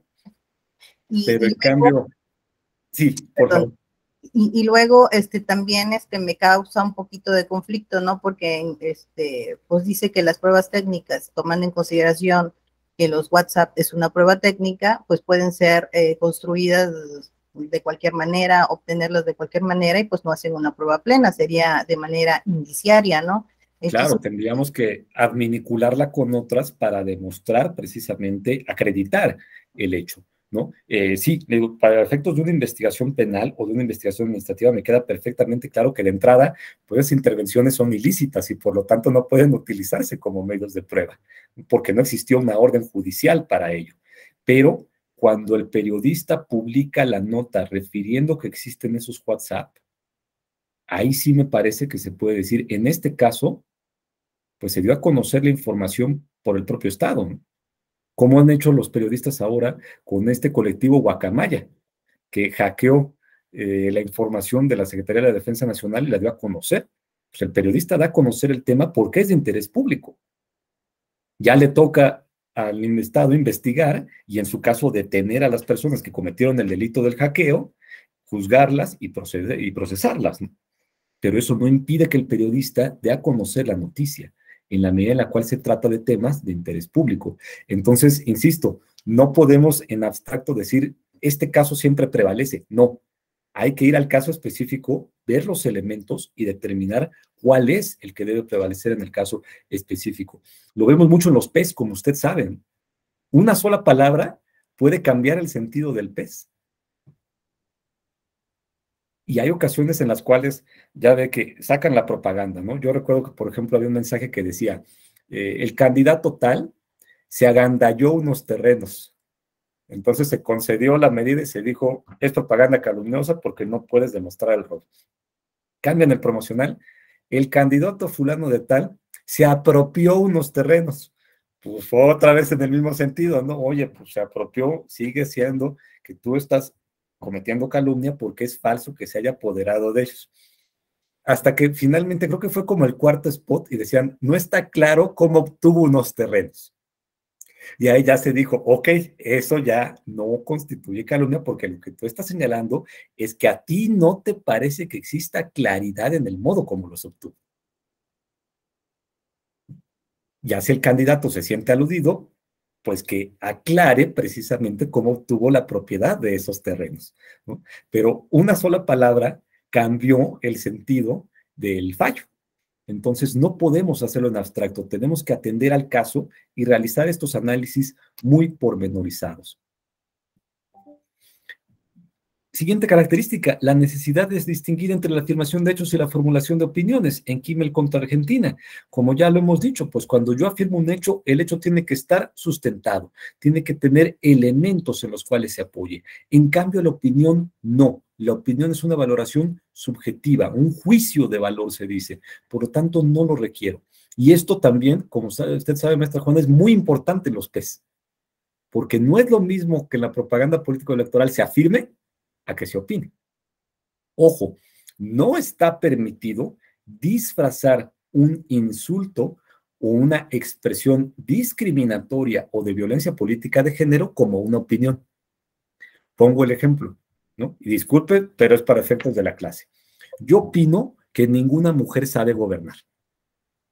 Pues eso no es verdaderamente una opinión, es violencia política de género, aunque yo trate de disfrazarla como una opinión, ¿no? Porque al final estoy actualizando los elementos de esa figura, estoy lesionando los derechos políticos de las mujeres basado en un estereotipo, aunque yo quiera disfrazarlo de una opinión. O si yo digo, yo opino que el maestro José Alfonso es un pésimo candidato porque él no es una persona blanca o porque no es rico, pues podrá ser una opinión, pero resulta discriminatoria. Entonces, hay precisamente que, como lo señalábamos, realizar un análisis muy pormenorizado para ver si realmente hay una opinión o esa opinión está enmascarando algo. Cuando se nos dice, por ejemplo, todas las personas que van a acudir a la marcha del domingo son fifís, neoliberales y conservadores, traidores a la patria, eso no es una opinión, es una expresión racista y una expresión discriminatoria. Aunque constituya en su base una valoración subjetiva, lo que se está haciendo es que se le está imputando a toda persona que acuda a esa marcha del domingo y manifieste una opinión política, un contexto en el cual se le asocia de forma discriminatoria. Es un fifí, es un neoliberal, es un traidor a la patria, que incluso es un delito. Entonces, esa expresión no está protegida, aunque se trate de enmascarar como una opinión. Hay que señalar, para concluir, en materia electoral se promueve al contrario, la difusión de información veraz. Es decir, lo que tratamos en el ámbito político electoral es que la información que se difunda, y particularmente la propaganda política y electoral que difundan las candidatas y los candidatos, sea veraz. ¿Para qué, maestro José Alfonso? Para emitir un voto verdaderamente informado. Si solamente estuvieran diciendo imprecisiones, ¿cómo se llama ahora? Posverdades, etcétera, pues la verdad es que usted no podría formar adecuadamente su juicio. Necesita usted que candidatas y candidatos y que los partidos den a conocer información veraz para que usted pueda analizar esa información y determinar el sentido de su voto y de su opinión política. Y emita, como señala el tribunal, un voto informado y razonado. Pero el voto no puede ser debidamente informado y razonado si la información que nos dan es falsa. Aquí un aspecto interesante. Como ustedes saben, a nivel constitucional, ya lo comentábamos, está prohibido difundir propaganda que resulte calumniosa. Es decir, cuando un partido o una candidatura le atribuye a otra hechos que no son falsos.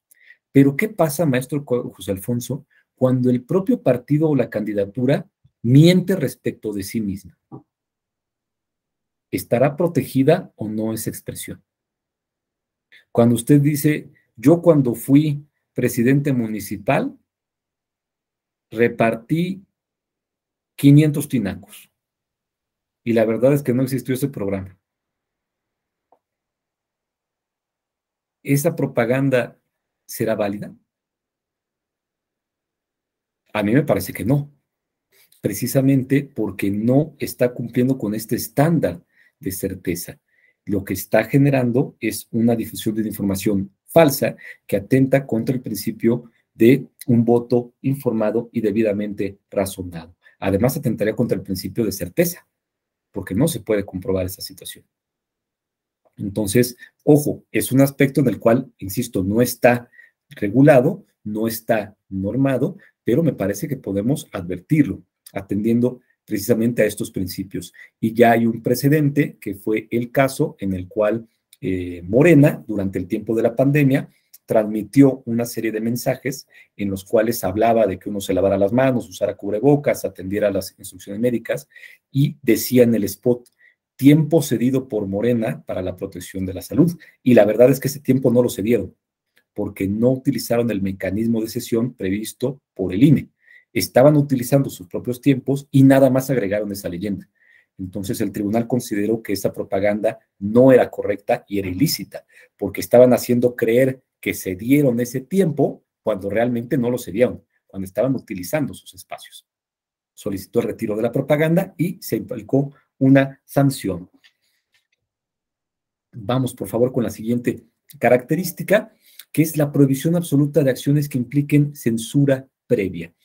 ¿Qué es la censura? Básicamente podríamos considerarla como toda forma de control o restricción que sea anterior o posterior a la emisión del pensamiento, señala la literatura. Es decir, la censura no solamente puede ser previa, la censura también puede ser posterior, maestro José Alfonso. ¿Cuándo hay una censura posterior? Cuando después que usted se expresa, yo le aplico una medida tan seria y tan severa que usted no va a volver a expresarse en el mismo sentido nunca. ¿Correcto? Usted publica que está a favor del Tren Maya y señala que está a favor del Tren Maya por ciertas características. Yo estoy en contra del Tren Maya y entonces lo ataco a usted, le promuevo un juicio en su contra, lo demando por todo lo que tiene, señalo que cometió usted calumnia, etcétera, etcétera, etcétera, etcétera. Comienzo a acusarlo. ¿Qué va a pasar? Usted no va a volver a publicar sobre el Tren Maya. Esto es conocido en la doctrina de la licenciatura como un efecto silenciador. Cuando lo que se busca es que precisamente no se vuelva a repetir la expresión y generar este efecto de censura en el largo plazo. Ocurre mucho también en el ámbito periodístico, como ustedes saben. Cuando un periodista comienza a escribir críticas, por ejemplo, a un gobernante, está señalando que este gobernante pues se le acusa que no ha cumplido ciertos aspectos, que no se ha ajustado al presupuesto, que no ha tenido un buen desempeño, etcétera, etcétera, y sale el gobernante y exhibe al periodista. Si esta persona me ha estado atacando, esta persona ha estado diciendo estas cosas de mí, yo considero que es un traidor, que es un fifí, que es un conservador, etcétera, etcétera, eso genera un efecto silenciador. y también es censura, y también está prohibida. El marco normativo prohíbe absolutamente la censura como una medida contra el derecho a la libertad de expresión. ¿Cuáles son acciones que constituyen censura? Por ejemplo, pues difundir obligatoriamente ciertas ideas, ¿no? Al contrario, cuando llega el gobierno o llega una persona y dice, yo obligo a que se me transmita este programa, este mensaje de radio, o que se diga esto. Cuando está obligando a periodistas a seguir una cierta línea periodística, o la prohibición de difundir ciertas ideas, que es la más común, ¿no? No pueden comentar este tema, no pueden extender esto. La intervención preventiva de autoridades, cuando llegan de repente a la estación de radio y dicen, vamos a hacer una auditoría fiscal en este momento. Ayer ustedes sacaron una entrevista que no le pareció al señor gobernador o al señor presidente y se acaban de ganar una auditoría, a revisarlo todo, ¿no? O simplemente pues vamos a revisar si el edificio está bien construido, vamos a realizar una revisión administrativa y comienzan a acosar a los medios. Me llevo las computadoras, ¿no? Tengo sospechas que se cometió un crimen a través de las computadoras de este medio de comunicación, entonces me las llevo para investigar. Pues es también un acto de censura. Según la Suprema Corte de Justicia, basta con que una norma pueda calificarse como censura para que se vuelva automáticamente inconstitucional, maestra Juana. En ese caso, no requerimos el test de la ponderación. En la medida en la cual una norma pueda calificarse como una censura, maestro José Alfonso, se vuelve automáticamente inconstitucional e inconvencional. Punto. Ya lo decíamos, una norma que prohibiera los narcocorridos, por ejemplo, que prohibiera difundir ciertas películas de contenido político. No puede usted ver La Ley de Herodes, Todo el Poder, Un Mundo Maravilloso, maestra Juana. Tiene que únicamente ver otro tipo de películas. Una norma que impidiera, por ejemplo, que yo publicara a través de mis redes sociales información que tuviera que ver con la reforma electoral, pues sería automáticamente un acto de censura y por lo tanto inconstitucional e inconvencional. El Tribunal Electoral señala que en materia electoral también se actualiza la censura cuando la autoridad electoral exige comprobar la veracidad de una información antes de difundirla.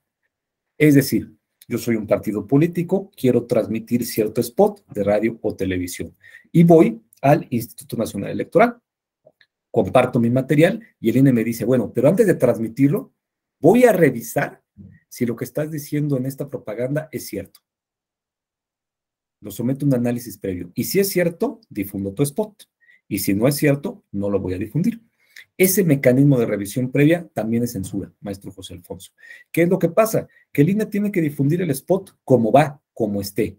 Y si después ese spot constituye propaganda calumniosa, violencia política de género o expresión discriminatoria, apología de la violencia o lo que usted quiera, se impone una responsabilidad posterior. Pero no puede el Instituto Nacional Electoral realizar una revisión previa de la propaganda. Pasa lo mismo con los soples respecto de propaganda impresa, por ejemplo, ¿no? Yo quiero ver qué va a pintar usted en esta barda o quiero ver cuál es la lona que va a colocar antes de darle oportunidad que la coloque. No, se dan los espacios, se dan los permisos para espectaculares, para lonas, para pintas, etcétera. Los partidos y las candidaturas la colocan y son responsables de su contenido. Los abusos de la libertad de expresión precisamente se castigan mediante responsabilidades ulteriores, como sabemos, es decir, las consecuencias de emitir las manifestaciones no protegidas. Y también hay un efecto de censura y de silencio, maestro José Alfonso, cuando la sanción que se impone es exorbitante.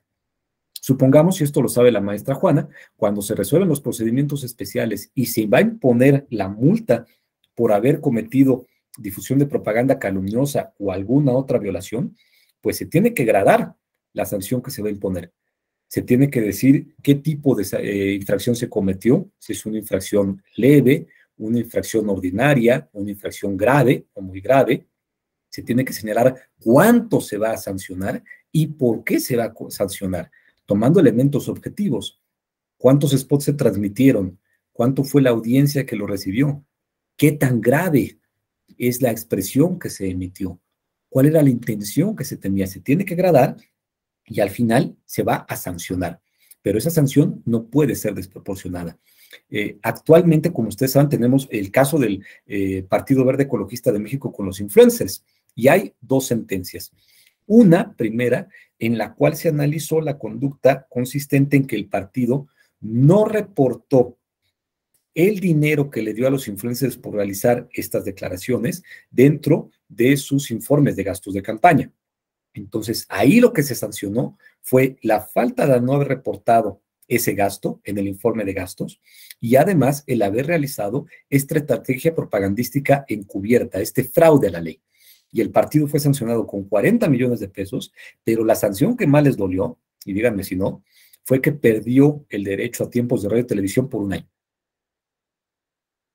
¿Ahí estaremos hablando de censura? No. ¿Por qué? Porque se determinó precisamente que correspondía aplicar esa sanción en atención a que el partido había realizado esta estrategia de fraude a la ley, esta propaganda encubierta, y además había un antecedente, porque ya en 2015 había hecho lo mismo a través de Twitter. Entonces no estamos frente a un acto de censura, es una sanción que se le impuso en proporción a la conducta realizada. Tú utilizas mal tus tiempos, te aprovechas del modelo de comunicación política, quieres además verle la cara al INE, pues serás sancionado, ¿no? En cambio, como ustedes saben, hay una segunda sentencia que se hizo respecto de las y los influencers. Y ahí se analizó caso por caso, persona por persona, si se había acreditado o no su participación en esta estrategia. Cuánto había podido recibir posiblemente por su participación y se les impuso una sanción económica. Pero originalmente la sala especializada imponía otras sanciones que a mí me parecían muy pertinentes. ¿Cuáles eran estas sanciones? Primero, las y los influencers tenían que publicar durante 30 días en sus cuentas que habían vulnerado la norma electoral. Es decir, así como realizaron esa publicación a favor del Partido Verde durante la veda electoral y se prestaron a realizar esa propaganda encubierta, tenían ahora en sus redes que colocar esta publicación durante 30 días señalando que habían vulnerado la norma electoral. Me parecía interesante en el sentido de que pues, el influencer tenía que reconocer que había realizado esta conducta ilícita. Pero por otra parte, pues también hay que decir que muy posiblemente eso quizás los hubiera expuesto pues a un rechazo de parte de la población, ¿no? Un rechazo no solamente de decir, pues qué mal que usted violó la ley, sino agresiones verbales, agresiones físicas, etcétera, ¿no? La verdad es que nos encontramos en tiempos muy violentos y puede ser en ese caso que si esa sanción quizás no hubiera sido tan pertinente por eso. A lo mejor no 30 días, a lo mejor bastaba con un solo día o 2 días. Pero también se les aplicaba como sanción que tenían que tomar un curso sobre el uso de sus redes sociales para no vulnerar la normativa electoral. Y eso me parecía muy interesante. Es decir, como parte de la defensa de algunos era decir, yo no sabía que cuando hice esto violé la ley electoral, bueno, pues entonces tomo un curso.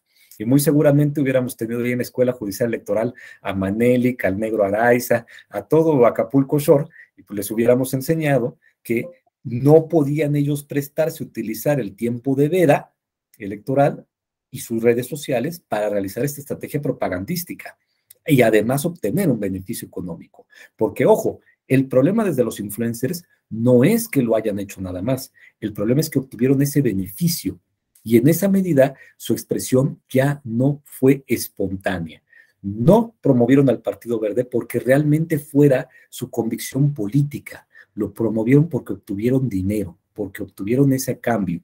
Y ahí ya estamos hablando de una contraprestación, por lo tanto de un servicio, que no fue declarado por el partido, pero que también trató de engañar al influencer. Y las otras sanciones que me parecía interesante que se les ponían es que en lo futuro ellos y sus agentes tenían que procurar que cuando firmaran contratos, precisamente no vulneraran la normativa electoral.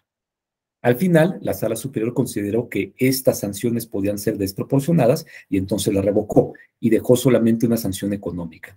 En lo personal, me parece que yo no estaría de acuerdo con que fueran desproporcionadas, ¿no? Hubo un voto minoritario en ese sentido, yo comparto el sentido de ese voto, me parece que hubieran sido sanciones muy útiles para además evitar que se reiterara la conducta. Porque si el partido ya lo había hecho en 2015 y lo realizó en 2021, bueno, pues ahora sigue que lo haga en 2024 a través de otra red.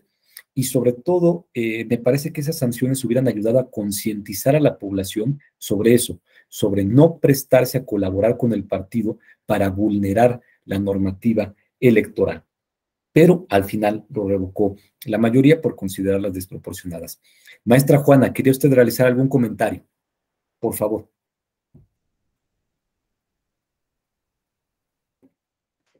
Una Comentaba disculpa, usted es que me también que está tenía un fallando. problemita de internet, pero Sí, levantó me usted está la fallando el mano. internet. Si no, Sí, es que no había no se preocupe, escuchado su comentario, pero por el favor. problema exacto, yo recuerdo que cuando los influencers, lo primero que ellos querían tratar de justificar es que ellos no tenían conocimiento de que estaban en veda o qué significaba este tópico, ¿no? Y eso fue su justificación. Sin embargo, pues también les aplicaron el que, pues no por no saber qué era la veda electoral, pues no podían eximirlos de sus responsabilidades, como bien dijo usted. Exacto, es que normativamente la veda electoral, cuando uno lee los artículos de la LEGIPE que la regulan, como usted sabe, ni siquiera habla de veda electoral. Veda electoral es un término, un caló que nos hemos inventado en el ámbito electoral. Habla de que no se debe difundir por parte de los partidos y de las candidaturas, o no se deben realizar acciones de propaganda electoral 3 días antes de la jornada electoral y el día de la jornada electoral. Y que tampoco se deben de dar a conocer los resultados de la elección o encuestas hasta que se realice el cierre de las casillas. Esa es realmente la veda electoral. E insisto, ni siquiera se llama veda electoral en la ley, ¿no? Entonces es una figura, digamos, un poquito oscura en ese sentido. Y es aplicable en principio a los partidos, a las candidaturas, a los medios de comunicación y las personas que difunden encuestas, nada más. No a la ciudadanía, al contrario. Ese periodo de reflexión es para que los ciudadanos comunes discutamos todo lo que ya nos chutamos durante la campaña. Es decir, después de los miles de spots que recibimos, de los actos, de los mítines, de leer periódicos, etcétera, esos 3 días y el día de la jornada es para que usted y yo nos sentemos en el café, maestra Juana, y digamos, ¿por quién vas a votar? No, pues por la candidata, la maestra Daniela. Pero ¿cómo vas a votar por la maestra Daniela? ¿Qué no viste? ¿Qué tal y tal? O no, pues mira, dime por qué. Y usted me da sus argumentos, yo le planteo los míos, reflexionamos y no llegamos a la fila de la casilla en blanco, ¿no? Como llega mucha gente. ¿Por quién vas a votar? Pues no sé, ahorita veo.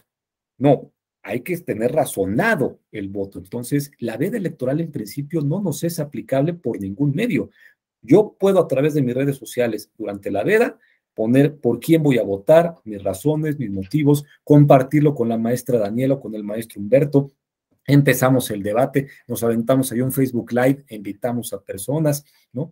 Por WhatsApp con la familia, en la mesa, en el café, insisto, es el tiempo de los ciudadanos, es donde debemos de interactuar, pero esas interacciones tienen que ser espontáneas, tiene que ser porque realmente estamos ejerciendo nuestro derecho político y nuestro derecho a la libertad de expresión.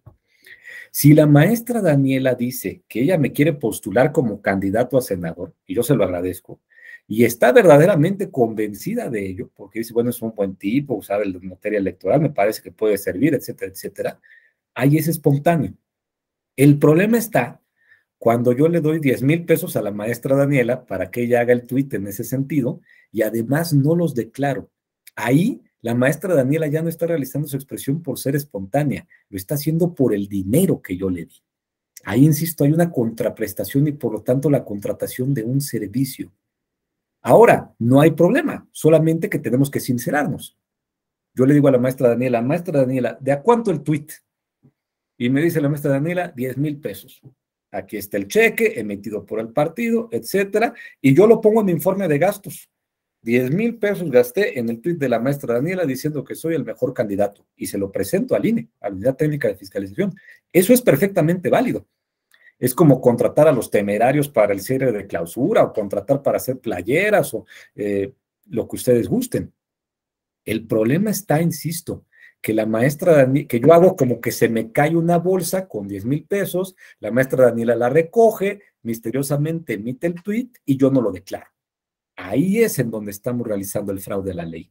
Yo no estoy declarando la acción y la maestra Daniela tampoco para que parezca que es espontáneo cuando en realidad no lo es.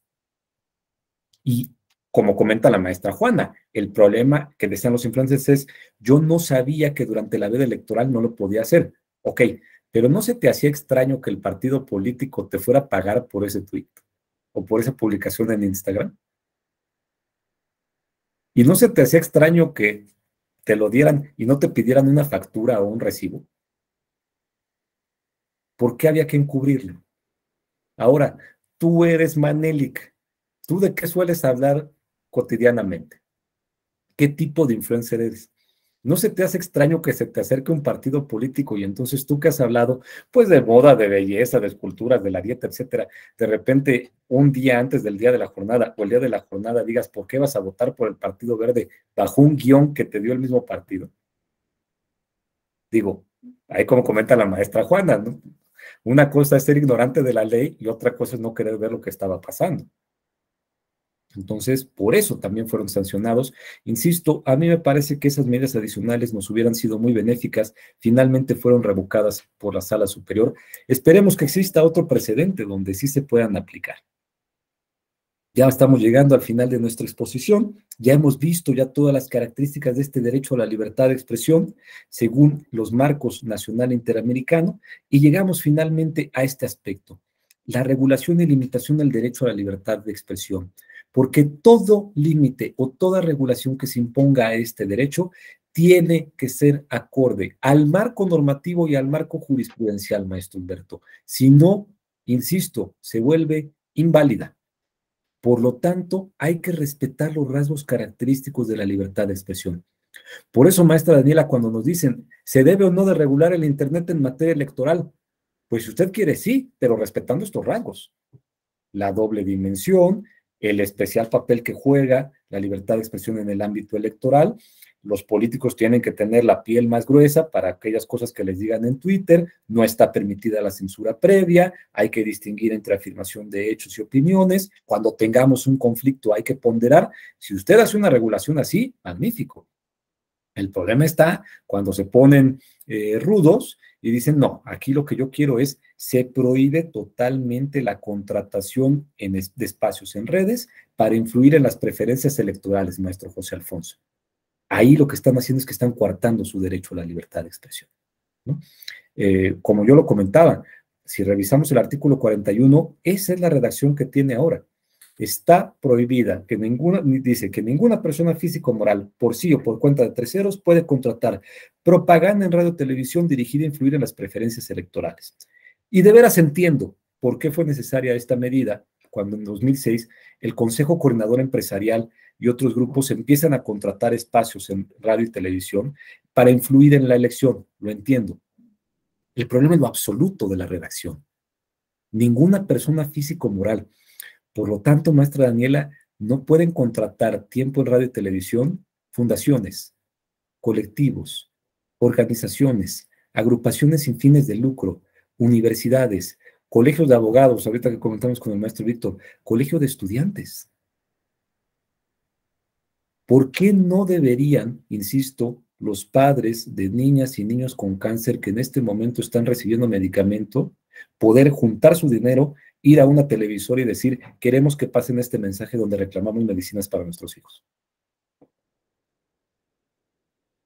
Ese debería de ser un ejercicio totalmente válido de su libertad de expresión. Y si quieren gastarse el dinero en eso, pues es su decisión. Ahora me van a decir ustedes, oye, pero es que sale carísimo. Pues depende, ese es el tema de la televisora, ¿no? Les dirán que depende del espacio, depende del tiempo, depende de ciertas características. Pero si se juntan todos igual y reúnen su dinero y la cantidad suficiente. O a lo mejor no van a Televisa, pero sí van a una radio local. Y eso disminuye el costo. ¿Por qué no podrían, maestro José Alfonso, todas las chicas y chicos que quedan fuera de la UNAM juntar dinero junto con sus padres y transmitir un mensaje de radio diciendo, exigimos que se le dé mayor presupuesto a la universidad para que podamos estudiar? Dejen de gastárselo en los partidos políticos precisamente y en las elecciones. ¿Están pronunciándose sobre un tema de interés público? ¿Están utilizando correctamente el medio de comunicación? Y si el lenguaje no incluye expresiones que sean insultos, amenazas, calumnias, etcétera, sería un pronunciamiento totalmente válido. Sin embargo, pues tenemos ahorita esta restricción total. Y mi miedo, mi verdadero miedo, maestro Humberto, es que cuando esto se ha cuestionado, tanto la Suprema Corte de Justicia como el Tribunal Electoral dicen, esta restricción es válida. ¿Por qué? Porque está prevista en la Constitución. Y la Constitución no puede ser inconstitucional, pero además, maestra Juana, la Constitución no puede someterse a control de convencionalidad. ¿Por qué? Por una jurisprudencia vigente de la Suprema Corte que dice que es cierto que los tratados están al mismo nivel de la Constitución cuando tratan de derechos humanos, pero cuando hay restricciones previstas en la Constitución, prevalece la Constitución sobre el tratado. Por lo tanto, las limitaciones establecidas en la Constitución a los derechos fundamentales no pueden someterse a control de convencionalidad. En principio, como ustedes saben, ahorita la Corte Interamericana está viendo el tema de la prisión preventiva y estamos haciendo el oso internacional tratando de justificarla, ¿no? Así nos va a ir. Yo lo que ruego es que lo siguiente que eliminemos sería, o que cambiemos, sea esta prohibición absoluta para la contratación de tiempos en radio y televisión, porque también es claramente inconvencional. Maestra Daniela, por favor, le escuchamos. Hola, buenos días, doctor. Yo tenía la duda respecto a lo que está diciendo de que debe prevalecer, atendiendo a la jurisprudencia, la Constitución. También habíamos tenido una clase previamente donde decían que, pues, si bien existía pues, la jurisprudencia que avalaba eso, también, pues, debería prevalecer el criterio que se tomaba por la Corte Interamericana. Claro. Usted, pues, ¿cuál es su postura al respecto? Precisamente, maestra Daniela, es que, ¿cuál es la función del control de convencionalidad? Que todos los actos y todas las normas se apeguen a la convención, ¿correcto? Pero, ¿qué pasa cuando usted emite una jurisprudencia en la cual dice, pero cuando yo hago una restricción, no puede someterla a ese control? Lo que está usted haciendo es que esa restricción se extrae del control de convencionalidad. Ya no puede usted ver si esa restricción es acorde o no a la Convención Americana. Y siempre se trata de casos como la prisión preventiva o que son lesivos de derechos. Pero además, imagínese lo grave. Cuando uno dice eso, significa que el poder constituyente es omnipotente, que puede ponerle la restricción a los derechos fundamentales que quiera y nadie lo puede limitar. Imagínese lo peligroso. Eso significa que si el día de mañana el poder constituyente quiere, modifica el artículo 6º y dice, está absolutamente prohibido manifestarse a favor o en contra de partidos políticos por cualquier medio. Saludos al poder constituyente. Y eso sería válido. Y no podría usted impugnarlo por amparo, porque el amparo no procede contra reformas a la Constitución. No podría usted impugnarlo a través del sistema de medios de impugnación en materia electoral, porque tampoco proceden contra reformas constitucionales. ¿Qué vía le queda, maestra Daniela? Pues irme a la Corte. Pero dice una jurisprudencia que la Interamericana. restricción está por encima de... Entonces, creo que es un límite indispensable, porque incluso el poder constituyente no debe de ser omnipotente. Sé que esto que estoy diciendo es una aberración en el constitucionalismo clásico, ¿no? Si lee usted a Ferdinand Lasalle, y si lee usted a Sánchez Bringas, si lee usted a esos primeros constitucionalistas, ¿no? Que hablan de este poder constituyente que representa la soberanía popular absoluta y que verdaderamente es omnipotente. Pero la verdad es que yo me decanto más por la doctrina del garantismo del profesor Luigi Ferrajoli. Y a mí me cae muy bien el profesor Ferrajoli porque siento que es muy realista. Y el profesor Ferrajoli dice, cuando alguien tiene poder, siempre abusa de él. Por lo tanto, todo poder tiene que estar limitado y tienen que existir garantías frente a ese poder, incluso el poder constituyente. Entonces, la verdad es que yo estoy feliz de que estemos ante la Corte Interamericana con el tema de la prisión preventiva, pese a la jurisprudencia, porque lo que nos está diciendo la Corte es, ojo México, yo sí puedo revisar tu Constitución. Y cuidado con las restricciones que tienes ahí, porque esa jurisprudencia de tu Corte a mí no me aplica. Yo no la voy a reconocer. Entonces, eso siento que puede ser la única vía que nos queda, maestra Daniela, para que tengamos un poder constituyente que, insisto, se sienta omnipotente y el día de mañana empiece a restringirnos libertades de esa forma. Mire, en un tema, considere usted el contexto en el que estamos, en el de la militarización. Imagínese que otra vez, por vía de reforma constitucional, se establece que las violaciones o los delitos o las infracciones que cometa la Guardia Nacional se va a conocer únicamente por tribunales constitucionales, digo, por tribunales militares, desconociendo absolutamente la jurisprudencia de la Corte Interamericana. Nos dan en la torre. Entonces, sí estoy totalmente a favor de que la Corte estime, la Corte Interamericana, que el control de convencionalidad sí opera, incluso respecto de la Constitución, maestra Daniela, porque me parece que nuestro constituyente también tiene que entender que está limitado, ¿no? Insisto, me van a decir, pero es que eso atenta contra el constitucionalismo clásico y es una pérdida de la soberanía. Ya sabes, ¿no? Ese argumento de si hay cualquier órgano por encima de nosotros, perdemos la soberanía. Pues nada más dos contraargumentos. Uno, nosotros aceptamos la competencia de la Corte, nadie nos obligó. Y segundo, ese es el chiste. La Corte sirve para verificar que las autoridades mexicanas, incluso el constituyente mexicano, se adhieran a la Convención Americana. Si no es así, entonces no tiene sentido. Porque entonces la Constitución pues, se volvería la vía de acceso en la cual usted prevé todo lo contrario a la Convención Americana. Está prohibida la tortura. Ah, pero la Constitución mexicana dice que sí en casos de delincuencia organizada.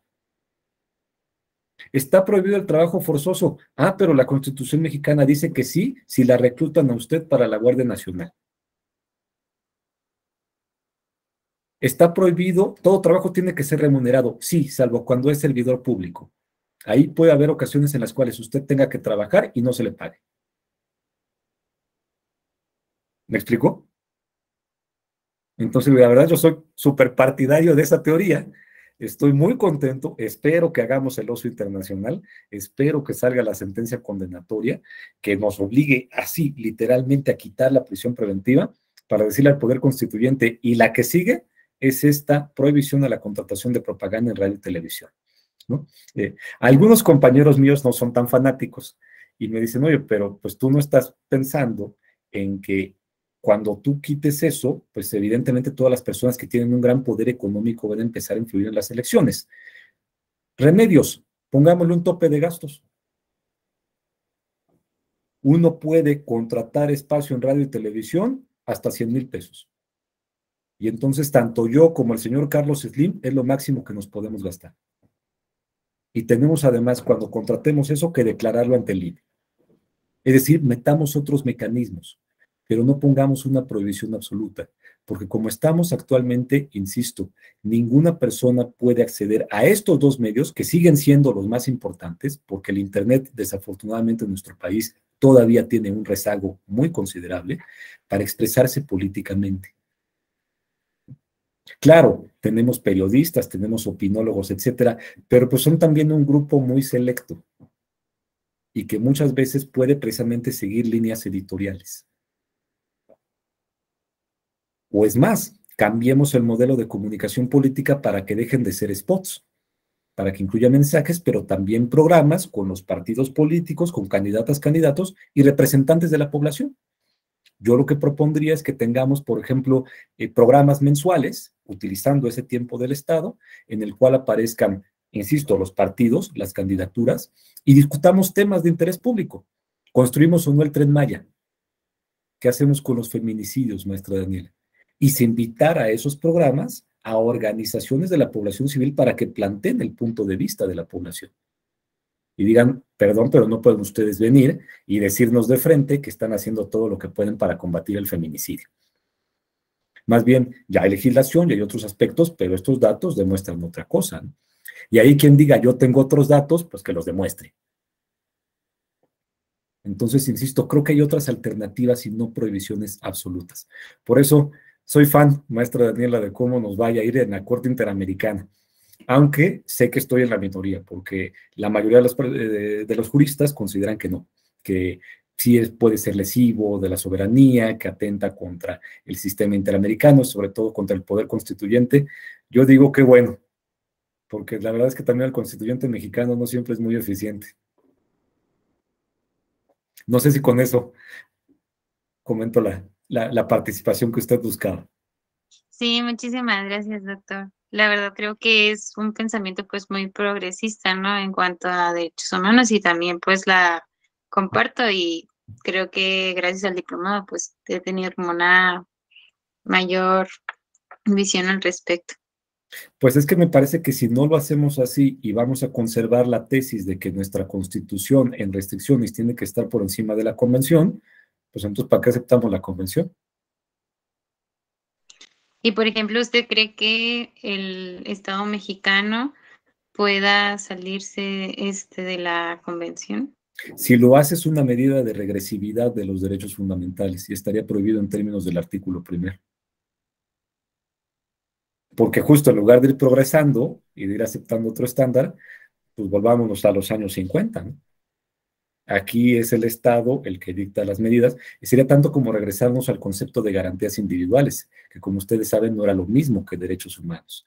Era un concepto en el cual se decía, yo respeto la libertad de expresión de la maestra Daniela en la medida en la que cuando la censuro, hasta ahí, pero no tengo por qué promover su derecho a la libertad de expresión. No tengo por qué darle acceso a medios, no tengo por qué crear más radios, más periódicos, no tengo por qué facilitarle el Internet, no tengo por qué invertir en tecnología. Con que yo no la censure ya está bien. En cambio, bajo el principio de progresividad hay que ir aumentando.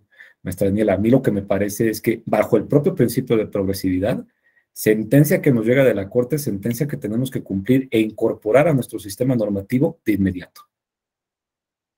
Nada de empezar a ver si me aplica o no la sentencia o si es un criterio valorativo o un criterio orientador. No, tienes que cumplirla en sus términos y notificar de inmediato.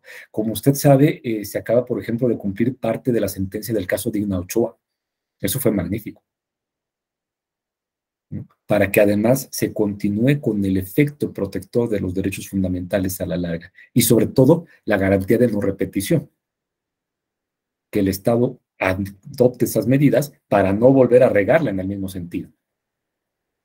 Porque si no, pues ahora lo que vamos a hacer es atascar a la Corte Interamericana de 20 veces el mismo caso. Muchísimas gracias. Bueno, pues precisamente, ¿no? Por lo tanto, tratándose de libertad de expresión, las limitaciones, las regulaciones tienen que ser congruentes con estos rasgos, con estas características. Si no se hace, esa limitación, sea legislativa, sea administrativa o incluso jurisdiccional, abusados cuando juezas y jueces también dicen, no escriba usted sobre esto o no publique usted sobre esto, se torna inconvencional y puede combatirse mediante el control de convencionalidad. Debemos recordar también que los órganos jurisdiccionales del Tribunal Electoral del Poder Judicial de la Federación, es decir, las salas, tanto las salas regionales como la sala superior, tienen este control abstracto de constitucionalidad, pero también tienen control de convencionalidad. Entonces, ¿qué pasa, maestro José Alfonso, cuando yo me encuentro en materia electoral una norma que limita la libertad de expresión y no supera el test de convencionalidad? Le pido al tribunal que le aplique. Resulta que al interior del partido político hay una norma que prohíbe, maestra Juana, que se hagan declaraciones en contra de los integrantes de la mesa directiva o del Consejo General del partido. Pues es totalmente lesiva de la libertad de expresión porque no respeta estos rasgos y por lo tanto usted la impugna ante el Tribunal Electoral y solicita que se realice control de constitucionalidad y de convencionalidad y que se inaplique. Y el tribunal inaplica, en el caso concreto, esa norma. En esta medida, cumplimos el propósito de lo que habíamos señalado. Estos rasgos característicos se vuelven parámetros para determinar la validez de las normas y de las acciones que emiten, no solamente México, sino todos los estados que aceptan la Convención Americana y la competencia de la Corte Interamericana de Derechos Humanos, salvo Estados Unidos. Y precisamente vuelvo a su pregunta, maestra Daniela. ¿Por qué? Porque como usted sabe, Estados Unidos, uno, no acepta la competencia de la Corte Interamericana ni de ningún otro tribunal internacional, y ahí sí prevalece su constitución por encima de cualquier tratado, incluyendo la Convención Americana. Entonces yo nada más le haría una pregunta. ¿Por qué la Comisión Interamericana está en Washington?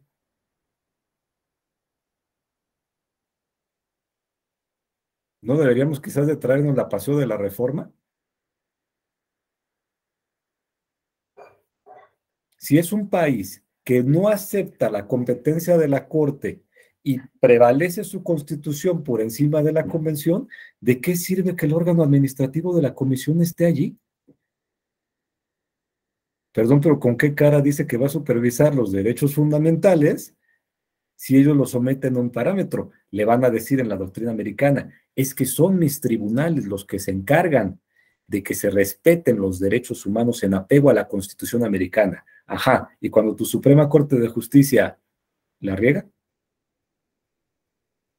¿cuál es el control contra eso? No, pues no hay.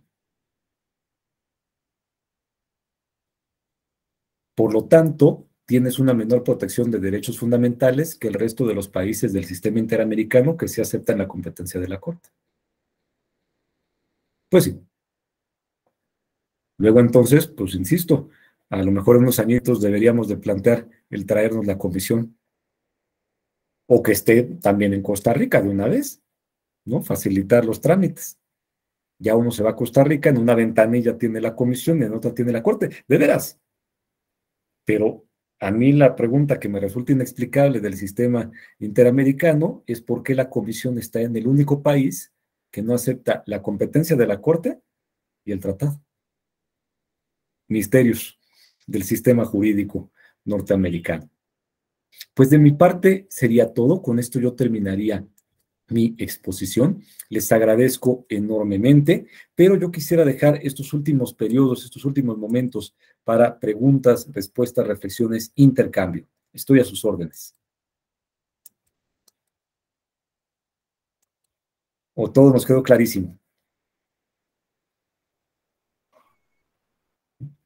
La verdad es que fue una clase pues muy proactiva en cuanto a lo mejor no en la interacción de todos, pero creo que fue muy claro su ponencia y la verdad es que pues me gustó mucho. Muchas gracias, maestra Daniela. No, pues al contrario, muchísimas gracias a ustedes por su atención. La maestra Juana, por favor.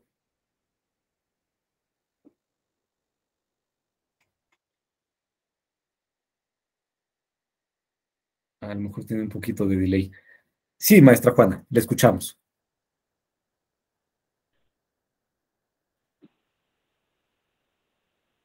Acompañarlos de manera física, pero me encantó la clase, muchísimo.